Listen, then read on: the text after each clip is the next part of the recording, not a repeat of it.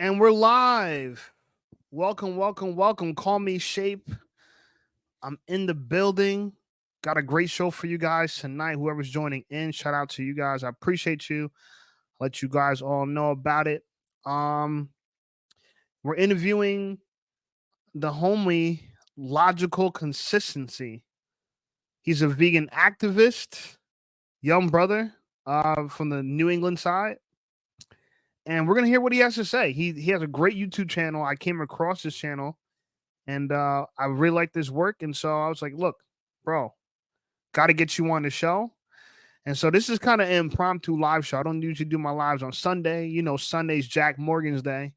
So this should be great. This should be fun. So uh, I'm also let some people jump in after the interview. If you guys want to discuss your thoughts, tell me what you think about it. We'll appreciate that. So right now, I'm just gonna put the link in the bio for my brother Logical Consistency, so you can kind of hop in. So anyone else sees this link, it's not for you, it's for my boy. And then after we get the interview started, we're gonna definitely get into some questions from the audience for sure. For Shizzy. So Logical, if you see this, hop in the click the link so I get you in here. Other than that, what's up, people? Happy New Year. This is the first live stream of the new year. You guys may know I'll be traveling for my birthday. My birthday's coming up. I'll be down in Florida with my boy Jack Morgan next week. So get ready for some great content coming straight from the team. Um, I hope you guys are having a good start of the year, man. You know, the year's been great to me so far, so I'm excited. Also, guys, if you want to ask my guests any questions, you guys can comment. We're gonna read the comments. We're gonna address it, but I wanted just this young brother to share his story. I think he has great content on YouTube. Completely support it. Health is wealth, y'all. So definitely got to spread the news about good health. You know what I'm saying? So let's make sure that look, if you know someone that needs to improve their diet in 2023, they got a New Year's resolution.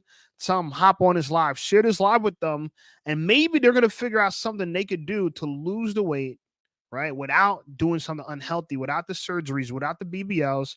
This is what this is for. Okay. Help you lose the weight, help you get into better health, save the planet, right? So we're going to talk about all that with my boy, Logical Consistency. Other than that, guys, I also got another interview on Tuesday. This Tuesday coming up. Got my homegirl Sade. She definitely was going to talk about some of the things happening in the Black community. I'm excited about that. So yeah, please, if you guys want to talk that Black talk, you know, my audience is of all races, of all colors, and you guys are more than welcome. But I'm definitely gonna have some Black discussion. So tune in on Tuesday, and I'm talking with my homegirl Sade from another vegan. You know, hey, giving you guys hints, another vegan. And so yeah, if you guys want to get that talk from her, she also creates some great food. If you're in the New Jersey area, her vegan restaurant tastes of vegan, absolutely delicious. So let's get it started. So, all right, so we're gonna wait for my guy to come in. Other than that, let me talk about why I found this important. I'm gonna start doing a lot of interviews on my channel, and the reason why is because I think we need to have the discussion. You know, I definitely want to get my boy Jack on an interview and just have just me and him just hash out a discussion for the audience, right? No one jumping in, interrupting or anything.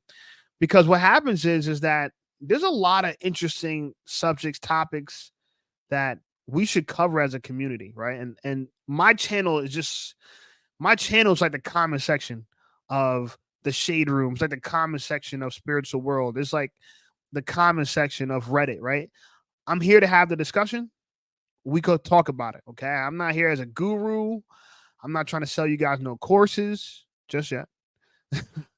Well, seriously, I mean, I got some information that you guys might want to use, and so instead of, you know, I might sell a course one day. I ain't going front. I know Jack Morgan just put out his fake guru video. Go check that out. Fire. I think he put me in it. So shout out to my boy Jack. But yeah, you know, I'm here to have the discussion. You guys want to hear about these topics? I want to discuss these topics. Okay, with some great people. What else? Let's see. So this first interview is going to be many interviews of some great mind thinkers around the world trying to make some change, right? There's some great thinkers out there, some great people out there, and I want to ask some questions, right? I want us to all have a discussion about some of these great things and discoveries that these people are finding, and so that's why I'm here. You know, it's all about that. Okay. All right, we got a private chat. Okay, I'm checking. Okay. If you guys are on the live, I appreciate you. Please give me a like. Please give it a like. Please give a comment. Say what's up. If you can hear me, please put one in the chat. This is for all my people who want to live healthier, eat healthier, be healthier. You know me, I'm a personal trainer, so want to get into good shape. This is one of them ones, and hopefully this discussion can help save a few people from that fork. Save them from themselves. You know what I'm saying? And so that's what this is about. So I'm waiting for my guy. I think his real name is. Hold on, let me go take a look at Brandon. I'm waiting for my guy Brandon. He's gonna jump in as soon as he gets the link. Like I said, please like the video. We need to go out. All right. So that's this month. This month, gonna be down there in Florida. We're gonna be making some. Wait till you see the content we got coming for you. Some crazy content, and it's off to the runnings. You know what I'm saying? YouTube 2024. This is the year of Call Me Shape. This is the year of Jack Morgan. This is the year of a lot of great YouTubers that got something really real major to offer. You know, and if I see any YouTubers coming up, if you guys even know of any good YouTubers coming up, please share their channel with me. DM me.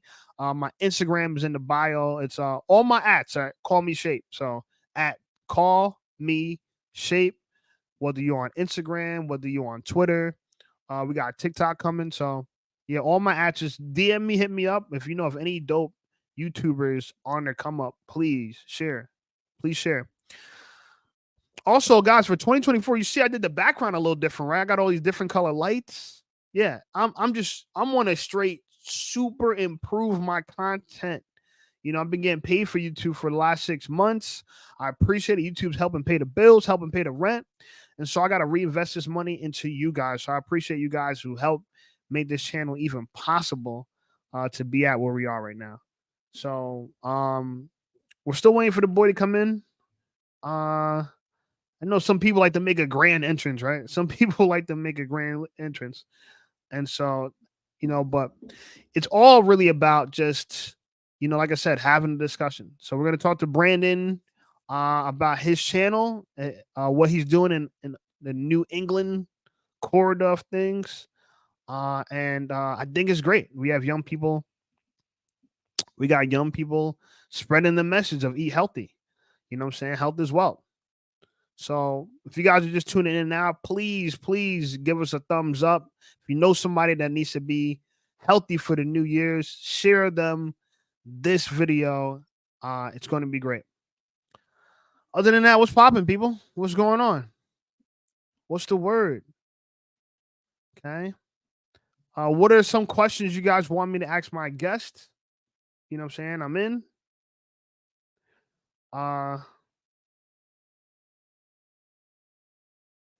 Hold on, I got my guest. He's trying to get in. So look, I just put him. The link is in the chat.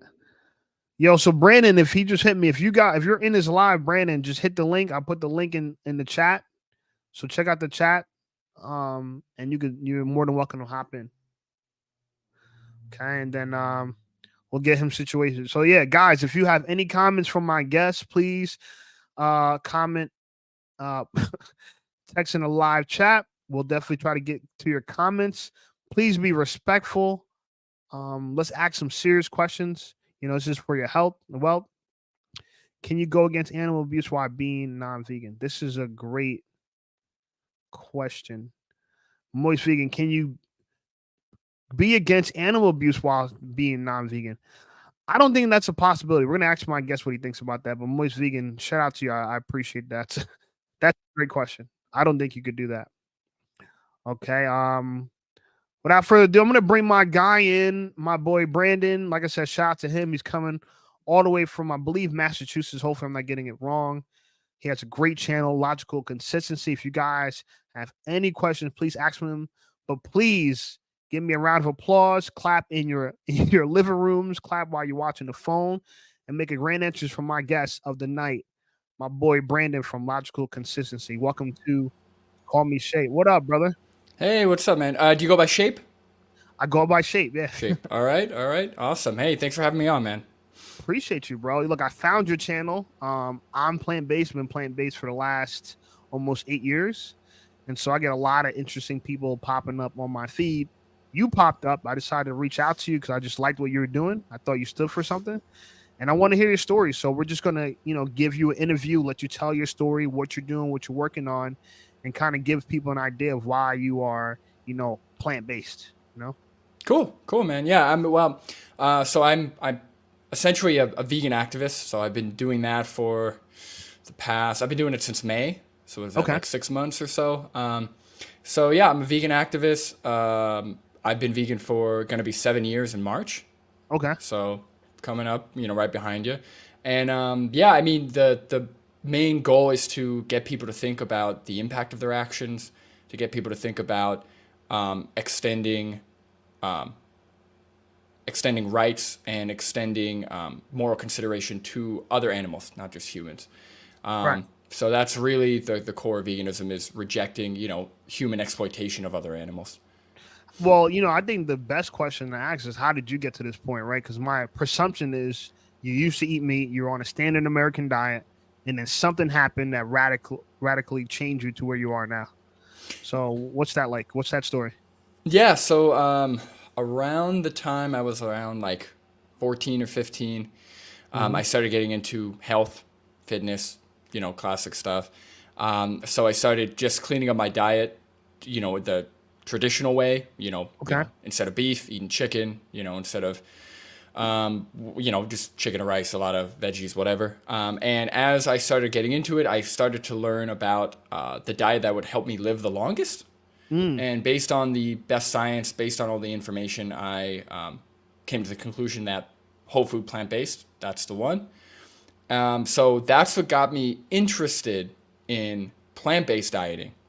And then what got me on down the path of vegan activism or being like an ethical vegan or taking the moral position of veganism, which was what got me down there is just listening to other activists. Mm. So I don't know if you're familiar, but I heard Gary Yorovsky's speech. That's a really famous one on YouTube. Other activists like Joey Carbstrong, Earthing Ed, Vegan Gains, all those guys were kind of getting, or were kind of like getting popular when I first went vegan in 2017. So yeah, that's what got me. I just started doing my research, educating myself, and yeah, one thing I always like to talk about is I think it was always in the back of my mind because I saw a documentary on HBO when I was like Okay. 5 or 6. I don't know what the documentary was called, but it was about slaughterhouse workers, and they were talking about their experiences in the factories, and it was just some of the most horrific things you've ever heard. And as a kid, I never really thought about it again, but that always kind of stuck with me. Every now and then, I would get like flashbacks of that documentary. So once I started going into the animal rights and going into veganism, it kind of solidified that even more, just because I had that early exposure. Do you remember the name of that documentary? Nope, couldn't tell you. Couldn't tell you. I'm sure. Mm. Based on the time, it was probably like 2005, 2006, maybe Maybe 2004, somewhere. Cowspiracy, maybe? No, Cowspiracy came out closer to when I actually went vegan. Because I Okay. remember I went vegan and then I watched Cowspiracy after, and it helped even more. Cowspiracy is an awesome documentary. For those of you that haven't seen it, definitely check that out. Yeah, my coming to vegan moment was, or coming to Christ moment, if you will, was when What the Health went popular. So Hmm. that's a documentary that made me say, you know what, like I gotta like cut this out because it's gonna kill me. And I kind of had, I kind of had some inklings, if that's even a word. I kind of had some ideas of possibly going vegan, and what led me there is because my dad was vegetarian growing up, or what they used to call vegetarian. Like pescatarians used to be like the Right, right, vegetarians right. back in the day, right? Like they called themselves vegetarians because they ate predominantly vegetables, but then they'll have like a little bit of fish or a lot of fish. You know what I'm saying? So, but those are the vegetarians back in the day. My dad still eats fish to this day, so I guess we should call him a pescatarian. But he always made me aware that milk wasn't healthy, and a lot of animal food in general wasn't healthy. And so I never seen my dad eat chicken. I never seen him eat a steak.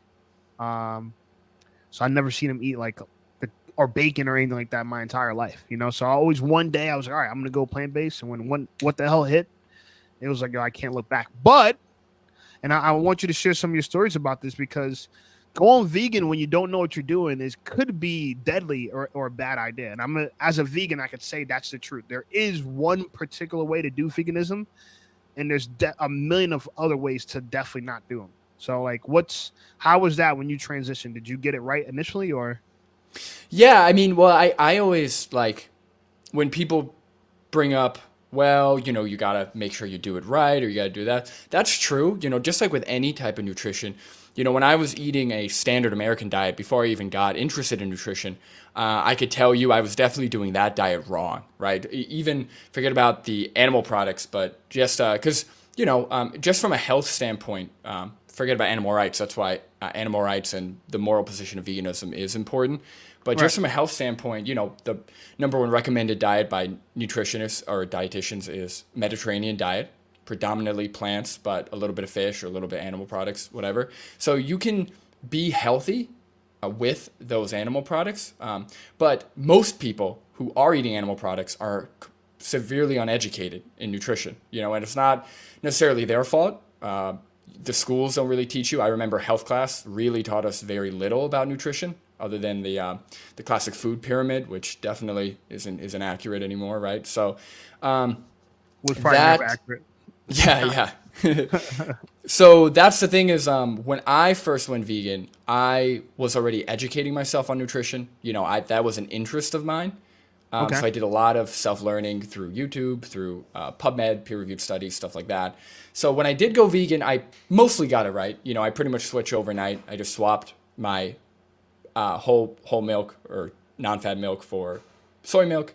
I swapped out chicken for beans and rice or whatever it was. So I pretty much just, whatever the protein source was, I swapped out with a plant-based protein source. Whatever the milk I was drinking, I swapped out with a plant-based milk.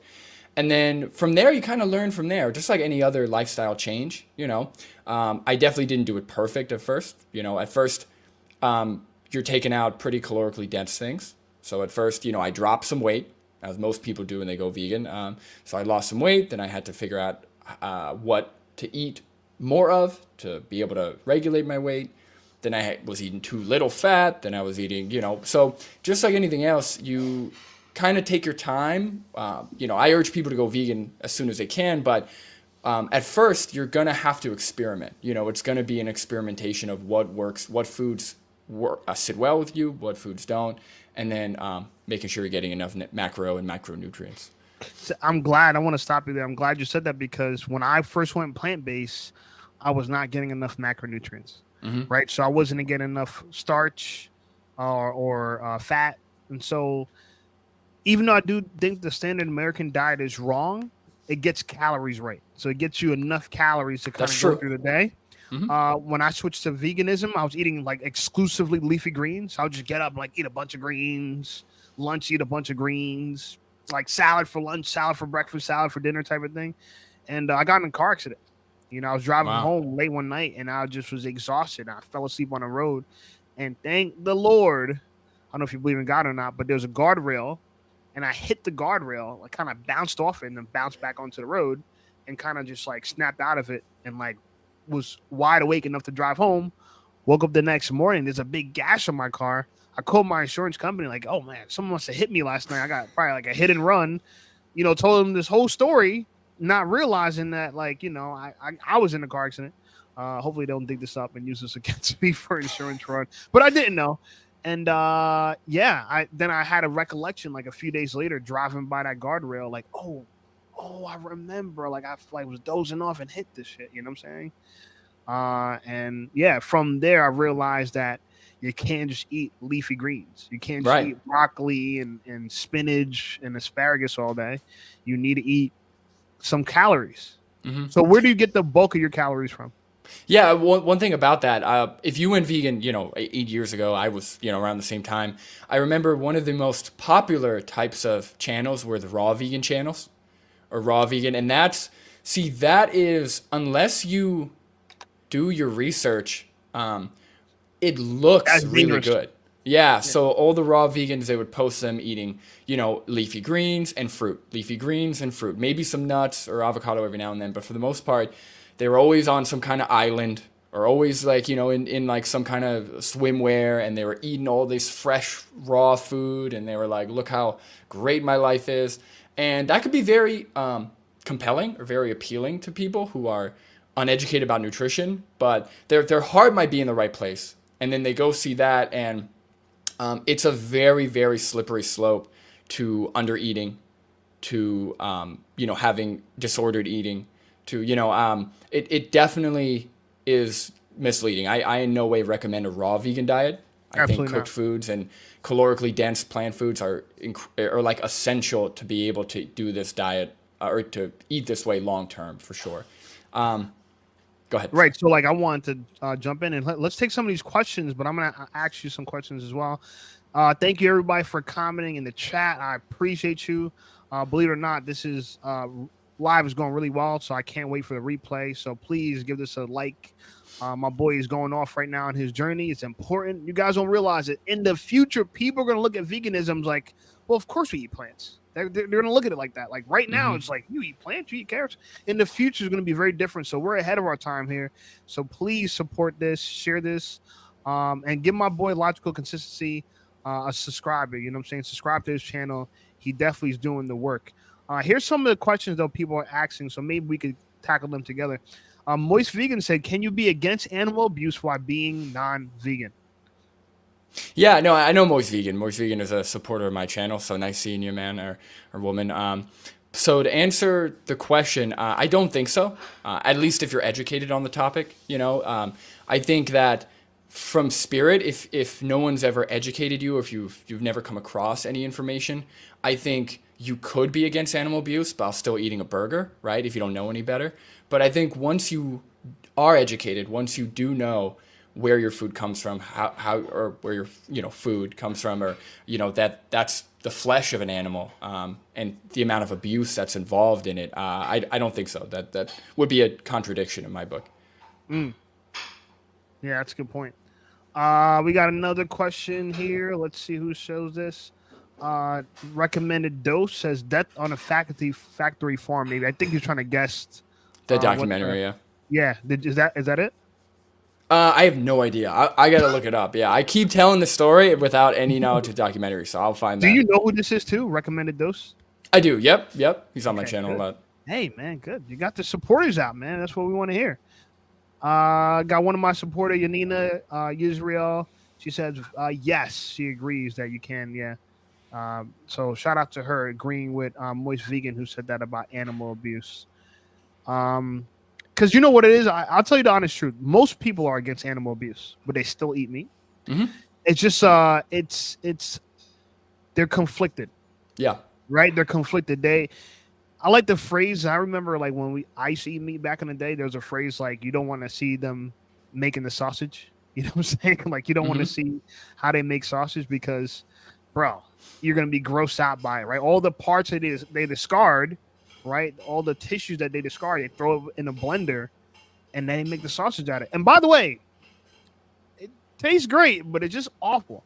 It just Yeah. showed you that we can make anything. We can make poop taste great. You know what I'm saying? Anything tastes great. You know. Yeah, and to your point, I think as a society we do a great job of making it easy to be conflicted or to not actually see where it comes from. I mean, factory farms. I've never actually seen a factory farm. Like you have to go and find these places. They're very well hidden. They're very well covered.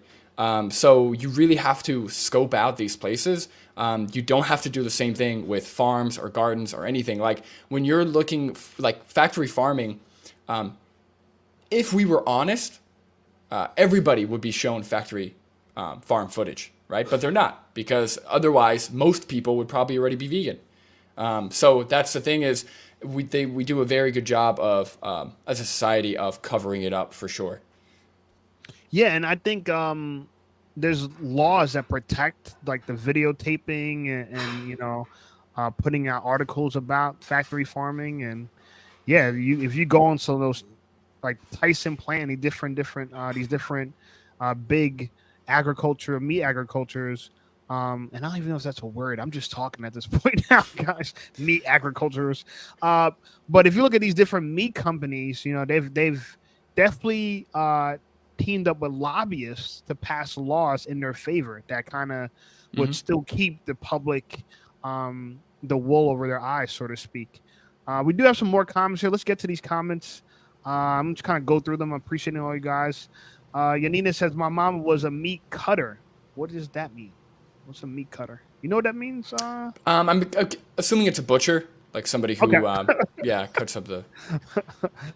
God is smarter than people. He told us what meat we can eat and what we cannot. I'm glad you said that, Yanina. One of the things that point to veganism in the Bible, it's in the book of Genesis. In I believe one of the very first passages, he says, I give you all plants and seed-bearing fruit. This shall be your food. Period. He didn't say anything else afterwards. But then later on, people did eat meat throughout the Bible. But they also said in the Bible not to eat a goat cooked in its mother's milk 7 times in the Genesis. So what that tells me, some people, the Jews look at that and says, don't eat a cheeseburger. I look at it as like, don't eat anything so cruel that you'd eat an animal cooked in his mother's milk. Look how demonic that is, right? The breast milk and the baby all in a pot. That's like witchcraft, You know, So I actually wanted. That's actually I like your interpretation. Like you asked me earlier personally, or you mentioned it. I'm not religious personally, but right. I do know that there are Christians that are vegan. Like yourself. Like I know Perspective Philosophy. I think he is Catholic or something. So I know there are people who follow religion and are vegan. Because I get a lot of pushback from Christians, especially in my area. It's pretty heavily Christian, who always use the Bible to justify how we treat animals and what we do.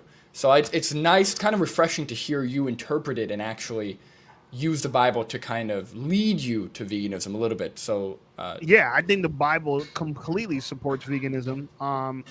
They had rituals back in the day where they slaughtered animals as an offering to the god, if you will. And to me, what that was symbolic of is offering something of value. Remember, mhm. cattle and animals were so valuable, right? If you had a cow, you had some wealth, you know what I'm saying? So it's kind of like sacrifice your wealth for me. And they did eat pieces of the meat. So I'm not saying we can't eat meat at all. Clearly, we can eat meat. But I think it's for the Bible talks about eating meat on 2 occasions, feast and famine. So it's not talking about feasting every day. And I don't know if you feel this way, but a lot of people say if you're dying in the desert, and there's like a box of KFC, would you eat the KFC? I would eat the KFC. You know what I'm saying? Because I don't want to die. I will do what it takes to survive, but I won't consciously eat meat, animals, support that lifestyle on a daily basis unless I was pushed to the brink of, what I'm saying, death. What's your thoughts on that?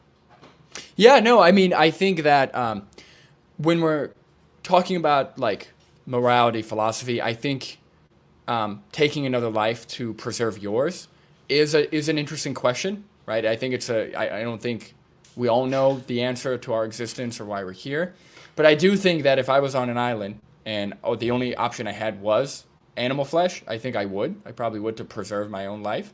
Yeah. But that's the thing. You bring that up.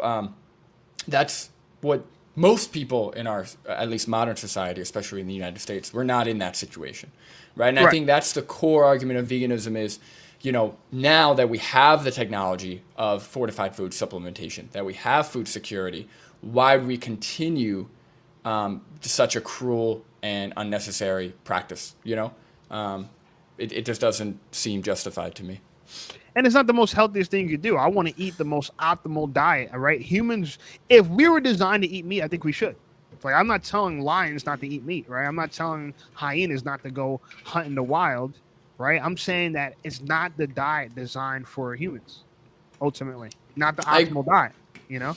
I agree with that. I think when it comes to thinking about the diet that's designed, now it gets kind of tricky because like let's say we were designed to eat meat, right? Let's say eating meat was the most optimal thing we could do. But then eating plant-based was 5% less optimal or 10% less optimal, right? To where like it gets kind of tricky when we're talking about a threshold of like optimal versus not.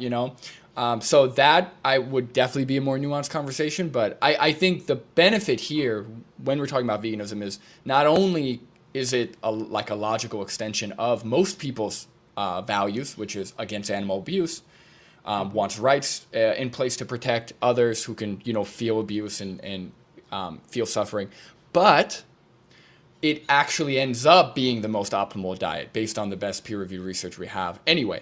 So with Cowspiracy, it's best for the environment. So I always refer to it as like the trifecta. You have all three. It's better for equal rights, it's better for our health, and it's better for the environment. So there's really no reason not to do it. Yeah, I think, but that to me is just that they're all just evidence that we were designed to live this way. So it's not that they're like just random and apart. I think all that is just a synergy of why we're supposed to be this way. And that to me is our dominion over the animals, to kind of, in a sense, save them from themselves, But I'm not here to say that killing is wrong if that's what your diet. I mean, that's required for some animals are designed to eat meat. There's just no way around it, right? Like we need vitamin C, but like cats produce vitamin C. Cats don't have to eat fruits and vegetables like we do. We produce vitamin A. They got to eat meat to get the vitamin A. You know what I'm saying? So the little things like that are specific. Cats have really strong stomach acids. Where humans don't. Our acid's not as strong because it wasn't designed to break down bones and flesh. Our diet was designed to break down fiber, our stomach acid. So let's get to more of the comments. Zoe says it's cognitive dissonance. Yeah, that's what we're talking about.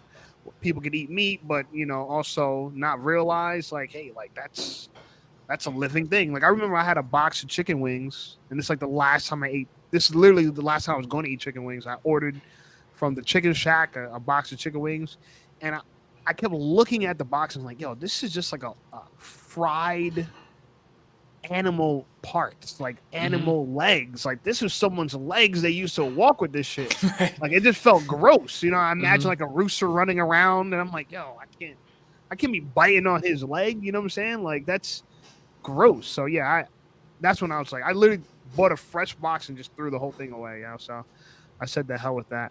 No, 100%. Another commenter said, when you eat meat but want to respect animals. Yeah, it is. I think that's connected to the cognitive dissonance comment. Yeah. Cool. Go to the questions. Funny because my mama can't see the face of her food and eat it after either. I mean, who can? Can you? Most sit people on can't. A farm and eat a burger? Probably not. Yeah, I honestly like. There are certain individuals who will, like, I don't want to say happily, but they'll be able to watch slaughterhouse footage and just feel nothing, feel no empathy at all. And those individuals, I personally just kind of stay away from them. They kind of freak me out a little bit. But yeah, most people, when they see, animals suffering and animals being killed for simply a burger when they could eat something else, I think most people would be turned off. Yeah, I agree. Yeah, absolutely. Yanina says Tyson has a meat processing plant near here. Near where? Where are you at, Yanina? Let us know where you're at. She also said, I do disagree with factory farming. The animals should not be afraid when they die. They're very afraid. And actually, that has a lot of negative consequences on the meat. The meat actually gets worse from a health perspective because they got hormones running through the blood and the tissues that kind of decay the tissue. So shout out to that. Moist Vegan says, do you also get frustrated when you see people caring for their dog, but then go and eat a cow for dinner? What's the difference? They both individuals who want to be free and live. Yeah, it's funny because, and this is actually a cultural issue too, because I believe there's some countries in Asia, I won't say which, that actually eat dogs and they don't understand why we look at eating dogs as a bad thing. Honestly, I guarantee people could cook dog and feed it to someone, they won't know the difference. If they made dog sausage or if they made dog burgers, Hmm. people probably would not know the difference.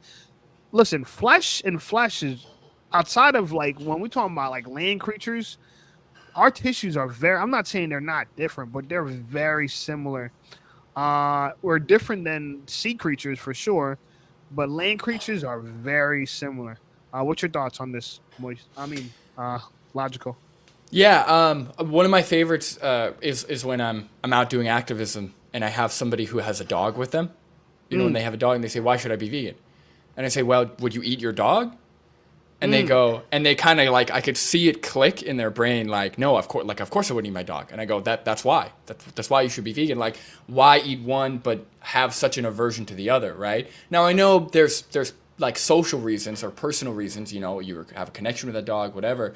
But ultimately, I think if somebody, especially who has a companion animal, and they connect with that animal and they can see that animal's personality, they can see that that animal is experiencing life, has emotions, negative and positive. That and dogs are very much in common with cows, chickens, pigs, with all other sentient animals, right? So I think that companion animal owners or pet owners should specifically be receptive to veganism, because they have that personal connection. So, yeah, I agree. Awesome. Recommended dose says 25 minutes until God. I don't know what you mean by that, but sure. Yanina says veal is wrong. Well, yeah, it's like baby cow, right? I think that is wrong. Well, what's so interesting, before we go on to the next one, so interesting about veal, Go ahead. just so people don't know. So veal, yes, veal is especially cruel because they take the calf away, they don't let it walk, and then they slaughter it very, very early. But most of the animals that we eat actually are babies, right? So veal is like especially cruel, but most of the chickens that we eat, they're like only a few weeks old. The pigs that we eat, they're all, and even like full grown cows, they're all killed at a fraction of their life. Like cows, I think, are slaughtered between like a year and a half to sometimes like 4 years or something. They can live up to 20, 25. It's That's crazy. essentially like killing an 18-year-old, or even younger, right? So when we're talking about the animals we eat, they're all babies. It's just veal. Yeah, I agree. It's especially cruel, but they're all babies. Recommended dose. You said he's one of your subscribers Yeah. or someone in comments. So Hmm. he plant based or no? Yeah, he's vegan. Yeah, I think he's what he's doing there is Trying to so go yeah, ahead. test Yonina's logic. Does you know what veal? Okay, okay. So we need to catch up in the comments here and recommend us those. Okay, so they're having a little back and forth. That's absolutely fine. You guys have any questions for? And if anyone wants to jump in the chat as well to join, I'm gonna put my link. I'm gonna put the link in the chat again for you guys to jump in. You could ask my guest a question. He's 20. You're 25, right? Or 26? 25, yep. 25, and you're out of Massachusetts. Massachusetts, yep. Okay, okay. So New England boy. Oh yeah. So yeah, if you guys want to jump in, links in the bio. Sorry, couldn't get to a lot of questions. Having a good conversation here for sure. I want to ask you this question though. So you said you're not. You said you're not. You said you're not religious, right? Hmm. And I was watching some of your clips, and you came up with this moral argument, and I kind of want to just kind of see your point about this because Sure. someone kind of challenged you on morals and they're trying to explain to you that morals come from God. So where do you believe the origin of morals come from? Yeah. So well, I think I think Shape. This is if you are Christian or you do follow the Bible, I think this is where we are probably going to have our biggest disagreements. Absolutely But fine.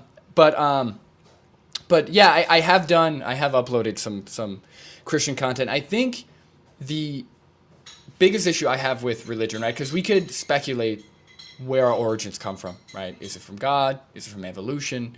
There's still a lot of unanswered questions Now, some people, some diehard followers may say that it's all answered, but I would say like you don't. There's no way to know 100%. So, There's no way to know what happens, why we're here, how we got here, why we're, what happens So after you're we kind of die. agnostic about it.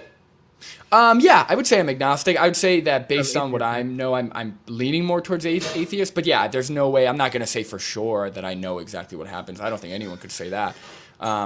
But when it comes to my biggest issue with religion is, unlike yourself, when people use their religion to justify harmful actions or to justify actions that we can reason shouldn't be justifiable, right? Whether it be slavery, whether it be homophobia, whether it be eating animals. I think that religion has been used to justify a lot of morally abhorrent actions. And that's my biggest gripe with Christians, or it could be any form of religion that I debate with, is they'll use the Bible as an obsolete as to why the action should continue. They justify their own actions with the Bible. Exactly. They rationalize their own actions. But so here's, I'm going to give you my stance on this, and here's what you. It's kind of funny because what you believe is wrong. I agree that that's wrong too, but I feel like that's what's wrong about the agnostic approach or the atheist approach, and it's because it puts too much value on the self. If you say morality comes from yourself, that's equivalent to making yourself a god, because it's almost suggesting that we as humans could determine what's right and wrong, and if we could do that, we could just change our mind about what's right and wrong, right? And so, like, a lot of the morals that you have, you inherited them. They're not something that you came up with, nor did I. You know what I'm saying? And so when I say what's the origin of morality, I know you were speaking to some Christians in one of your videos. You said it was like rational.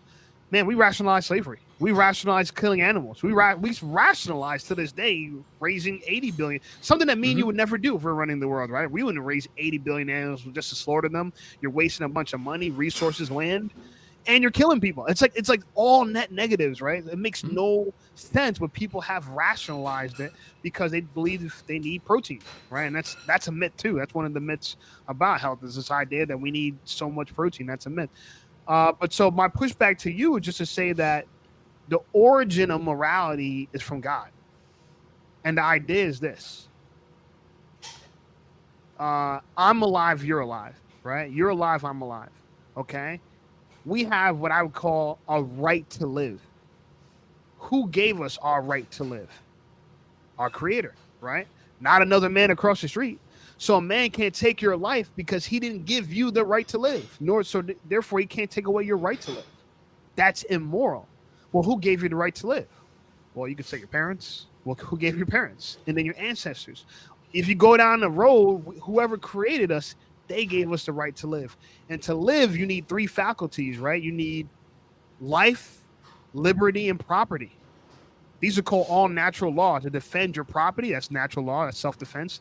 To defend your life, that's natural law. And to defend your liberty, those are all natural laws that laws have been designed to actually back up nowadays. And so our whole moral code, even the Western world, we're built off of Christianity. And my only gripe with people that say, morals come from the self is that we're making ourselves into gods, even if it's inadvertently, because it suggests that humans are without sin to the point that they can make strong morals for themselves. And I don't believe we could do that. I think the morals come from whoever made this video game, this simulation that we're in. So that's kind of my take on it. You could definitely respond to it. Yeah, no, and I think I can understand where you're coming from a religious standpoint. I'm just gonna have to disagree. Like, we can yeah. I mean, we can say that. This is great. Bring it. No, I'm totally open to it. So cool. There's a couple things, right? You said that if morals came from logic and reasoning, right, from individuals or a consensus, right, then that's what justified, or we use that to justify slavery. We use that to justify, a lot of things, eating meat. So I would say that people actually use religion to justify harmful actions more than logic and reasoning. If people actually use logic and reasoning, like with their values, things like racism, homophobia, sexism, animal rights couldn't be justified, right? You can justify it like, I'll give you an example.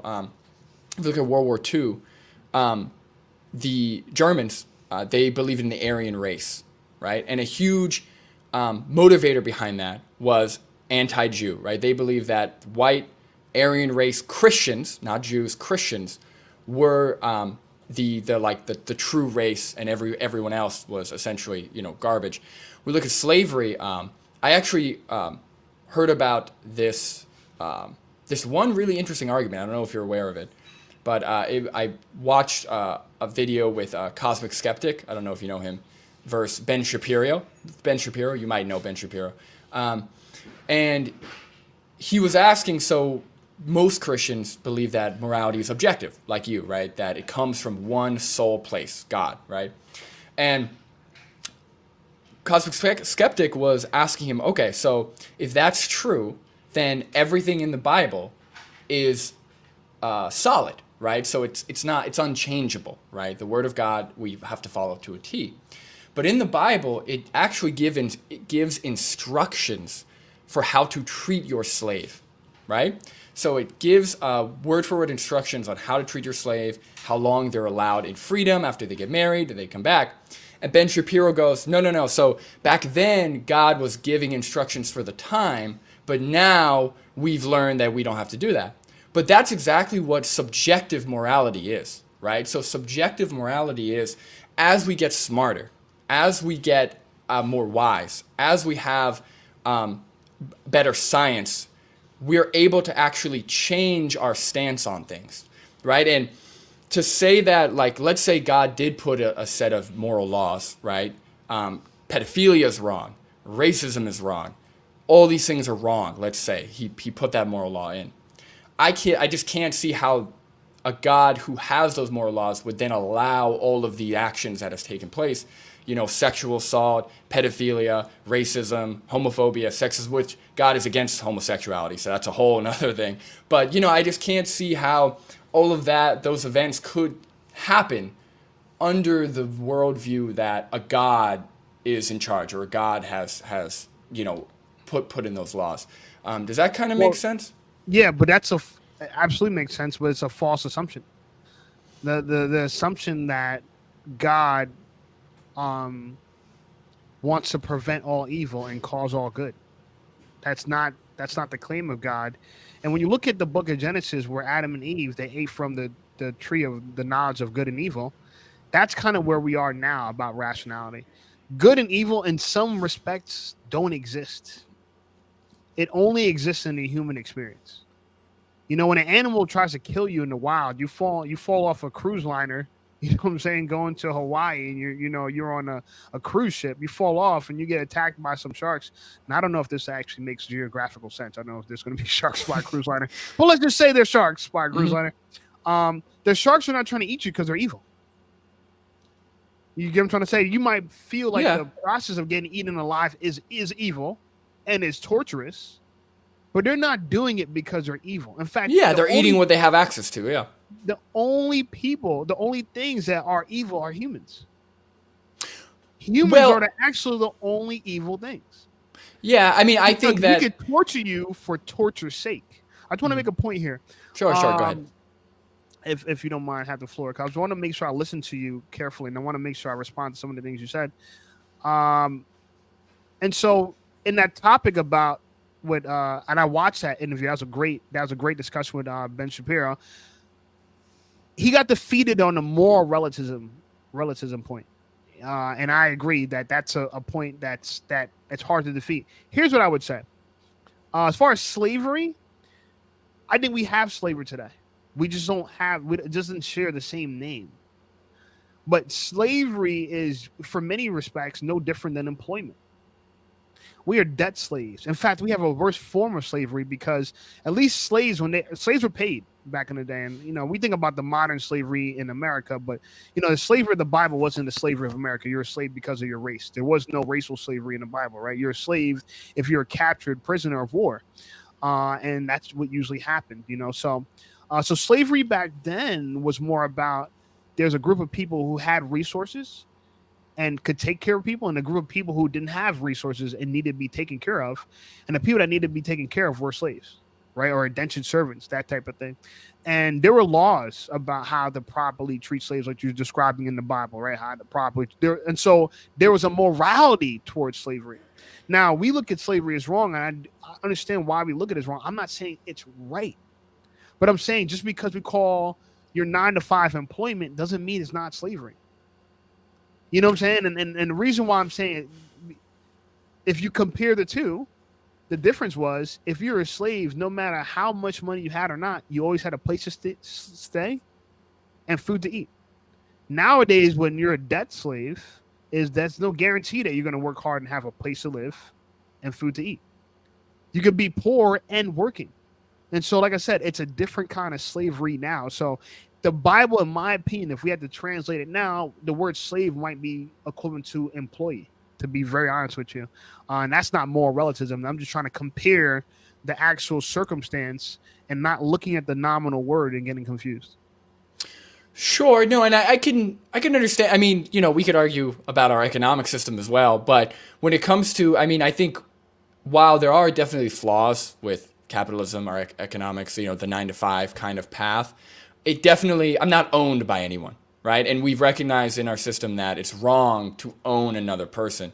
And in the Bible, it doesn't say anything about that, right? It gives you laws of how, it gives you an outline of how to own a person better, or like how to own a person. Why would you not want to be owned by somebody? I'm sorry, what? Why would you not want to be owned by somebody? Because that infringes on my right to freedom. I want to be as free as possible. But some people, okay, so your parents, when you were a child, they owned you technically. Well, yeah, because I didn't have the cognitive ability to care for myself. Legally, they owned you. Forget about whether you had. Yeah, because I'm a child. Yeah. But you could have been not legally mature, but you could have been. You could have been biologically mature, not legally mature, meaning that you could have became an adult biologically at, let's say, 15. But not legally. So those things are different, right? So a legal adult and biological adult are very different. Well, I think, yeah. Sorry, I'm saying that to say that,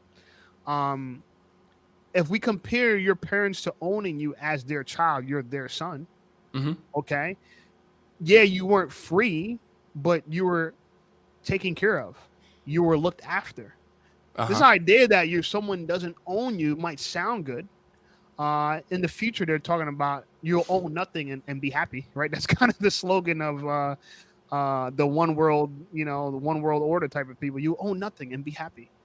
But to be honest with you, if you think you're not owned, it's hard. For me, it's hard to believe that if we still have jobs, if we still have places to report, and we have to follow their instructions, or else, our livelihood could be in jeopardy. I feel very owned.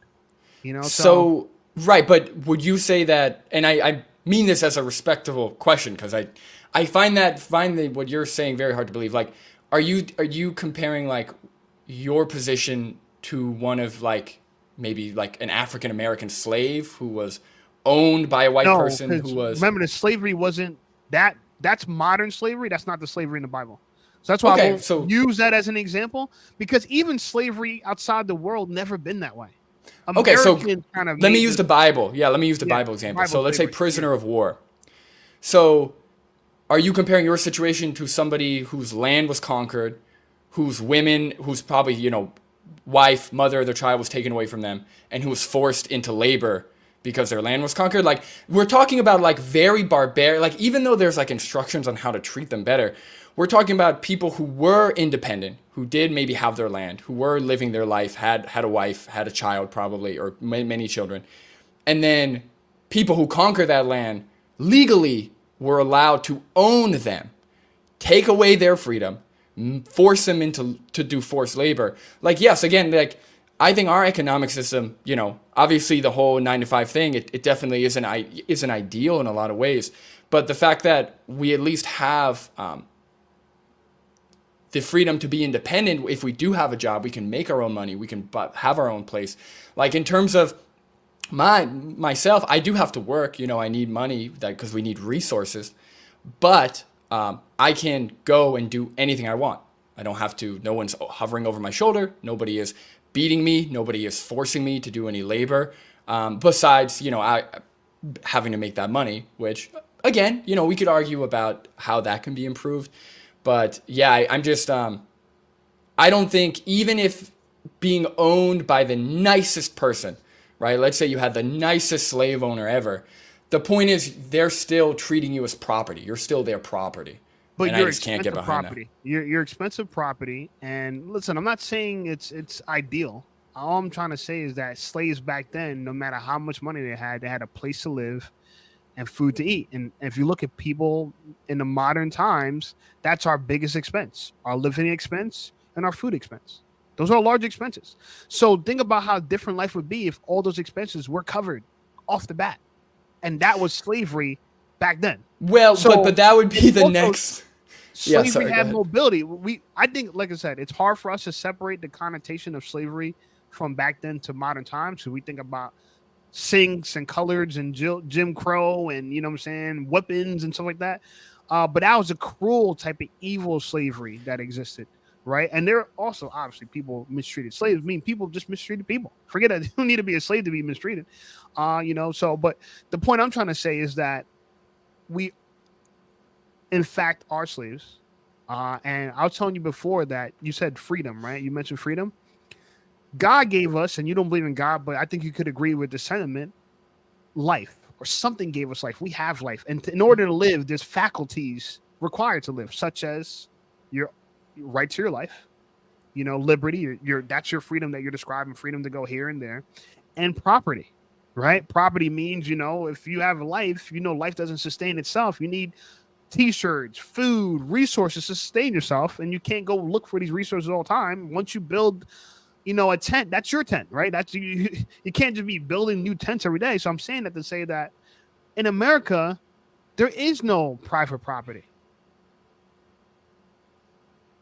There's no private property. All the property we could purchase in America and own, you got to pay taxes on it. And if you don't pay taxes on it, you'll see who really owns it.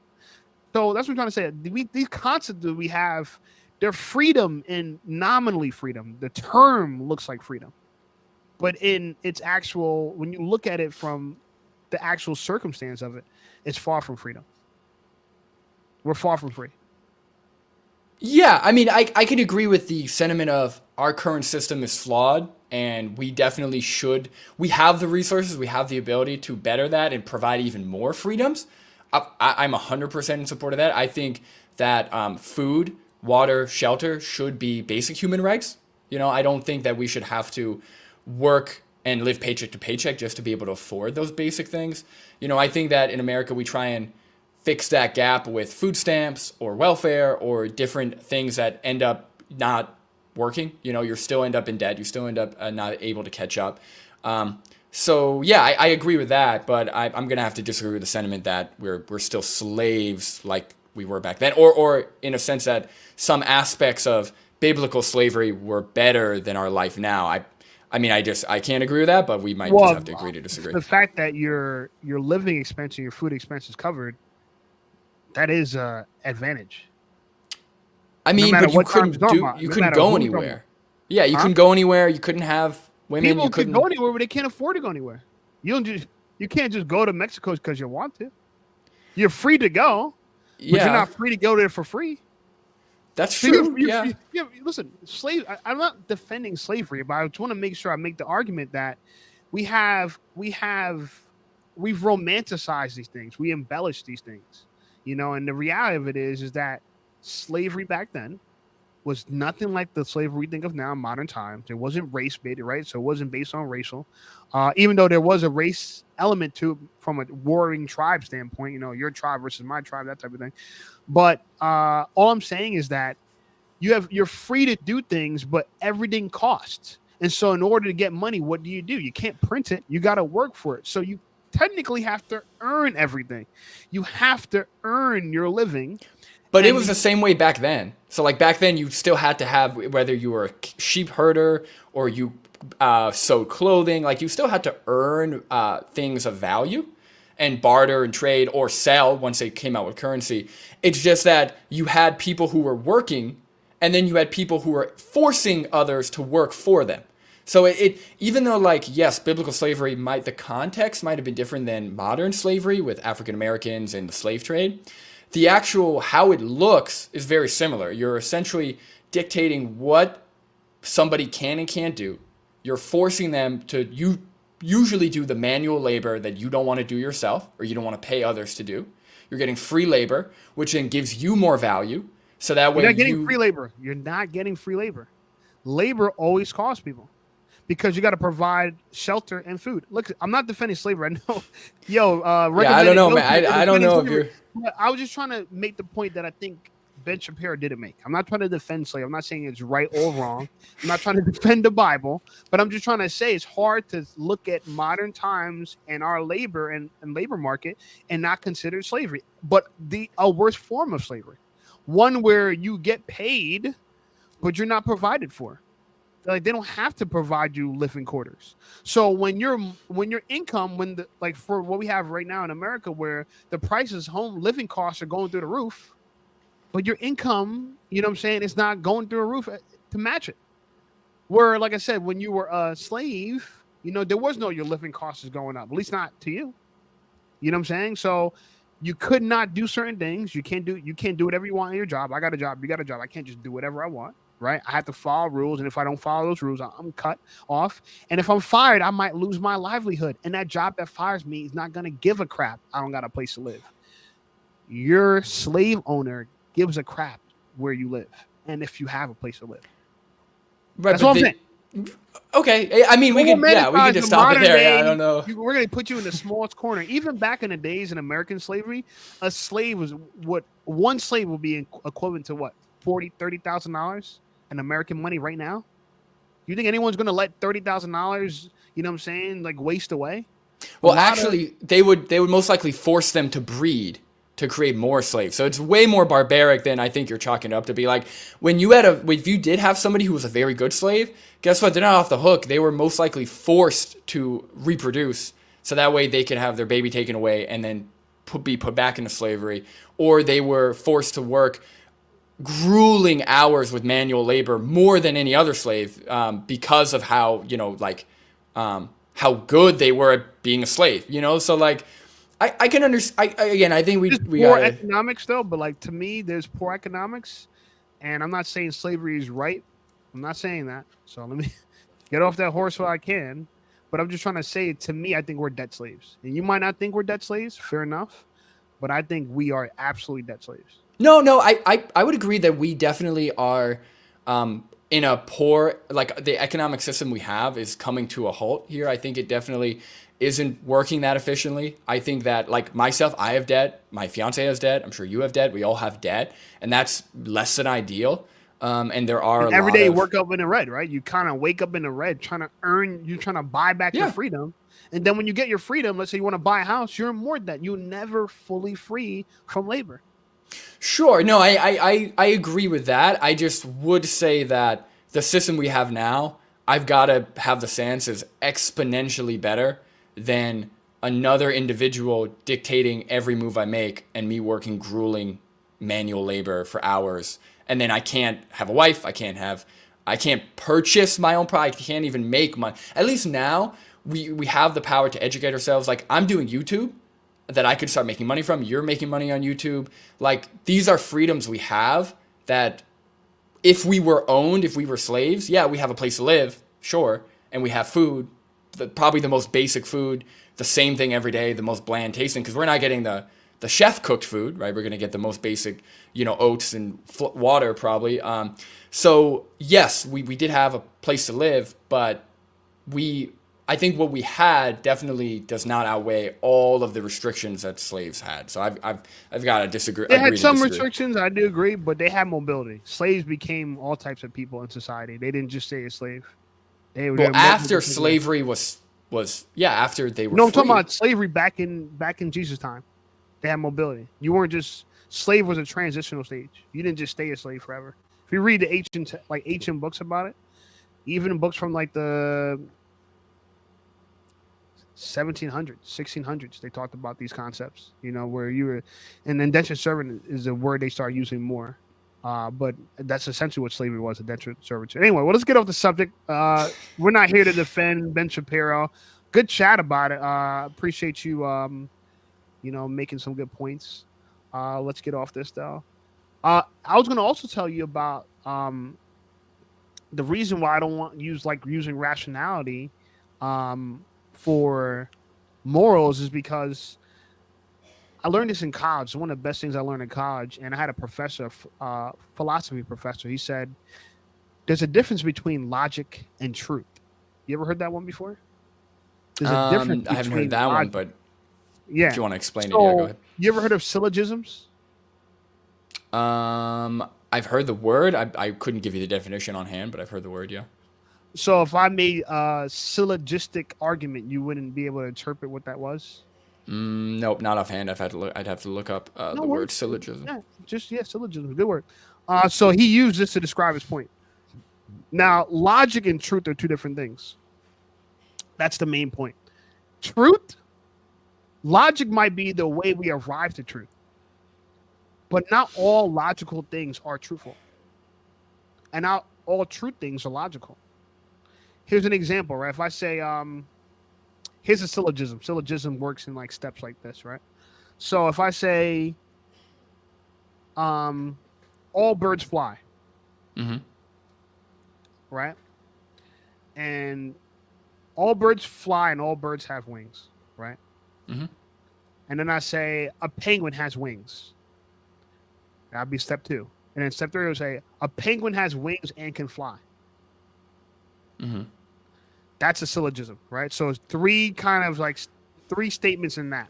Or you could do more in that, but we usually use 3 in college. So the first one is all birds have wings and can fly. A penguin has wings. A penguin has wings and can fly. Okay, so now I remember. Penguin is a bird and can fly. That's considered logical. Now, we know the truth. Penguins can't fly. But it plays in this idea where logic has limitations. We look at logic like it's limitless. It's far from limitless. It's very limited. But truth is one of those things that can't always be explained by logic.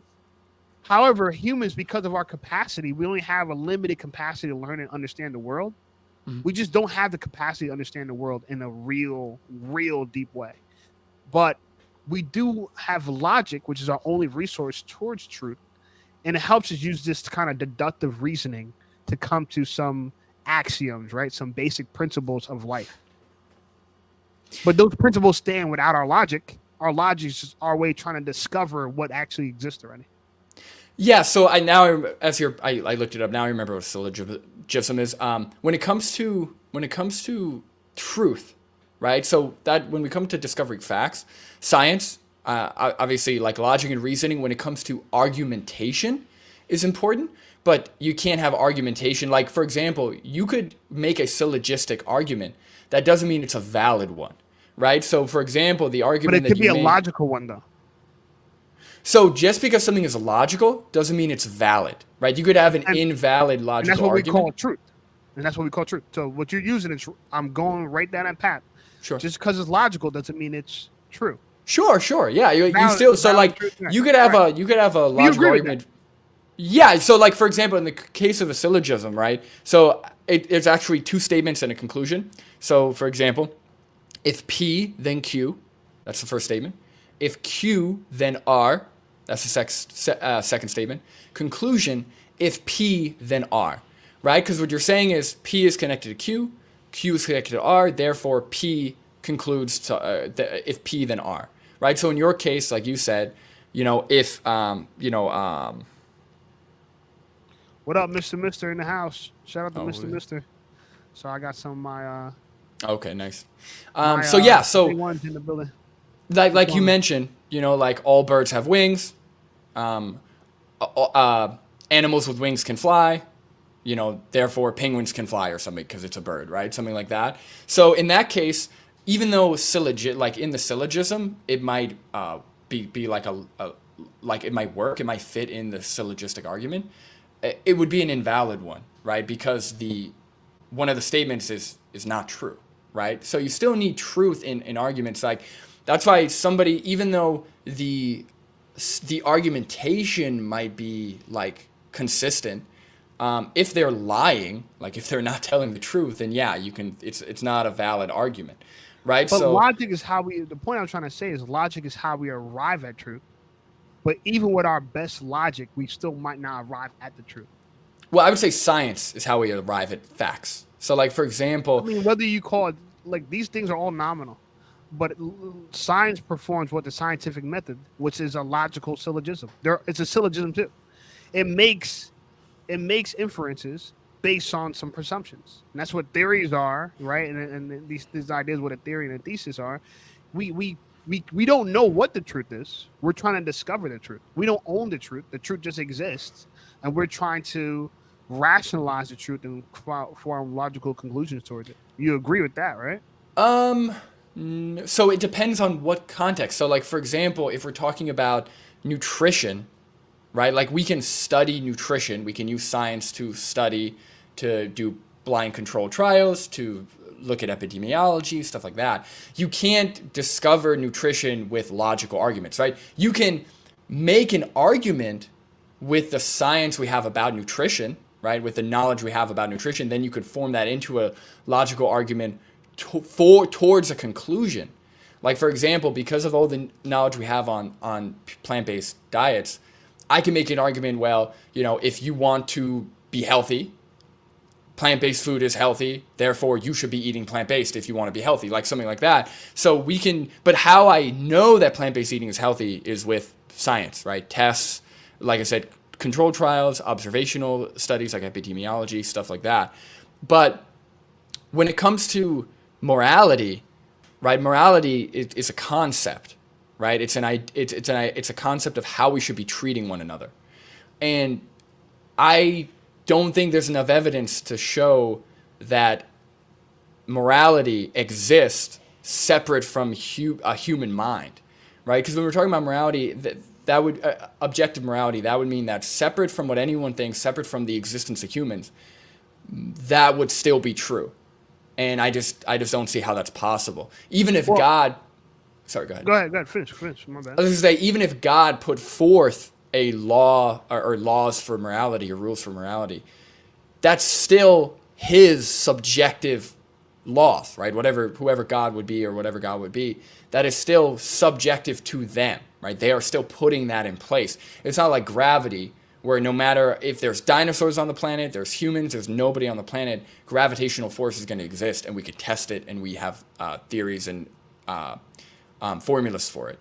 So I would say gravity's not a belief system, but you're holding them there. You're putting two things together that don't belong together because no, I'm saying they're separate. Morality is a belief system, a system of belief. Correct. It's a concept. Yeah, I would say. So I'm saying that the word concept, but gravity could fall in line with a concept as well because that's our logical conclusion of it.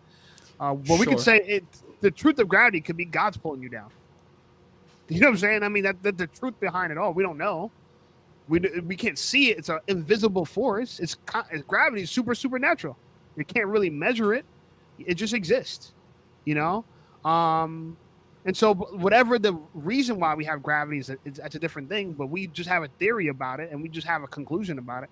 But the point I'm trying to make to you is that morality has nothing to do with immutable truths. Oh, sorry. I thought that's what you were saying. I thought you were saying that morality has... No, I was saying the origin of morality. Because the fact that you even have a belief system, to me, says that humans are creatures that have belief systems. Why do we have to believe in anything? Forget about morality. Why don't you just believe in nothing? Why don't you just believe in zero? Don't even have a belief. And that's impossible, right? It's impossible. We need to have a leader, a mental leader. This is where morality is. Morality is your mental leader, your life construct. And therefore, all your decisions is based on the values of the morality, things and the things you don't value, which I don't have a word for right now, but your values and the things you don't value, right? The things you move towards and the things you move away from. And all humans need some kind of system, belief system. And to me, that's just evidence that God exists. Maybe you don't believe it's evidence that God exists, but my point exactly is like animals. Animals don't believe in none of this shit. They just live. They're just impulsive. Why can't we just be impulsive? Wake up, eat on something. Who cares what you believe about it? Do something. Who cares what you believe about it? Like your whole purpose now, going out trying to do activism, to me is a moral duty. You know what I'm saying? It's a duty of purpose, right? And so why do any of that stuff? Why not say fuck everyone else that doesn't know anything about vegan? Fuck them. Fuck the animals. Fuck all of them. But you care. And to me, I think that these are God-given traits, personally. And again, there's no way to say for sure, but I would say that like to the argument or to the question of why do we have the ability to have a moral concept but not animals, I would say that's cognitive ability. I mean, we are like our brain. Why were we given? We were given an ability animals weren't given. We know I they were don't think we given were that we were given. Yeah, that's the thing. I think that's where we're going to disagree. I believe that everything is essentially chance. So I believe in evolution. I believe that it happened over time, over a lot of kind of, I don't want to say lucky outcomes, but over a lot of things going right for our species, Homo sapiens. So I think that when it comes to whether we were given it by a creator, again, I haven't seen enough evidence for that. But you got to listen to the scientists that proved the existence of God. And the way they do it, they kind of just disprove this idea of a Big Bang theory that everything came from nothing, but it all came from nothing, but now it's completely organized. It's kind of that's a hard sell, right? Like if I show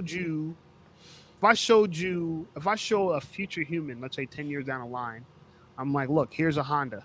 It's a Honda Accord. It says the word Honda on it. It's Accord, right? This Honda came out 2034, brand new Honda.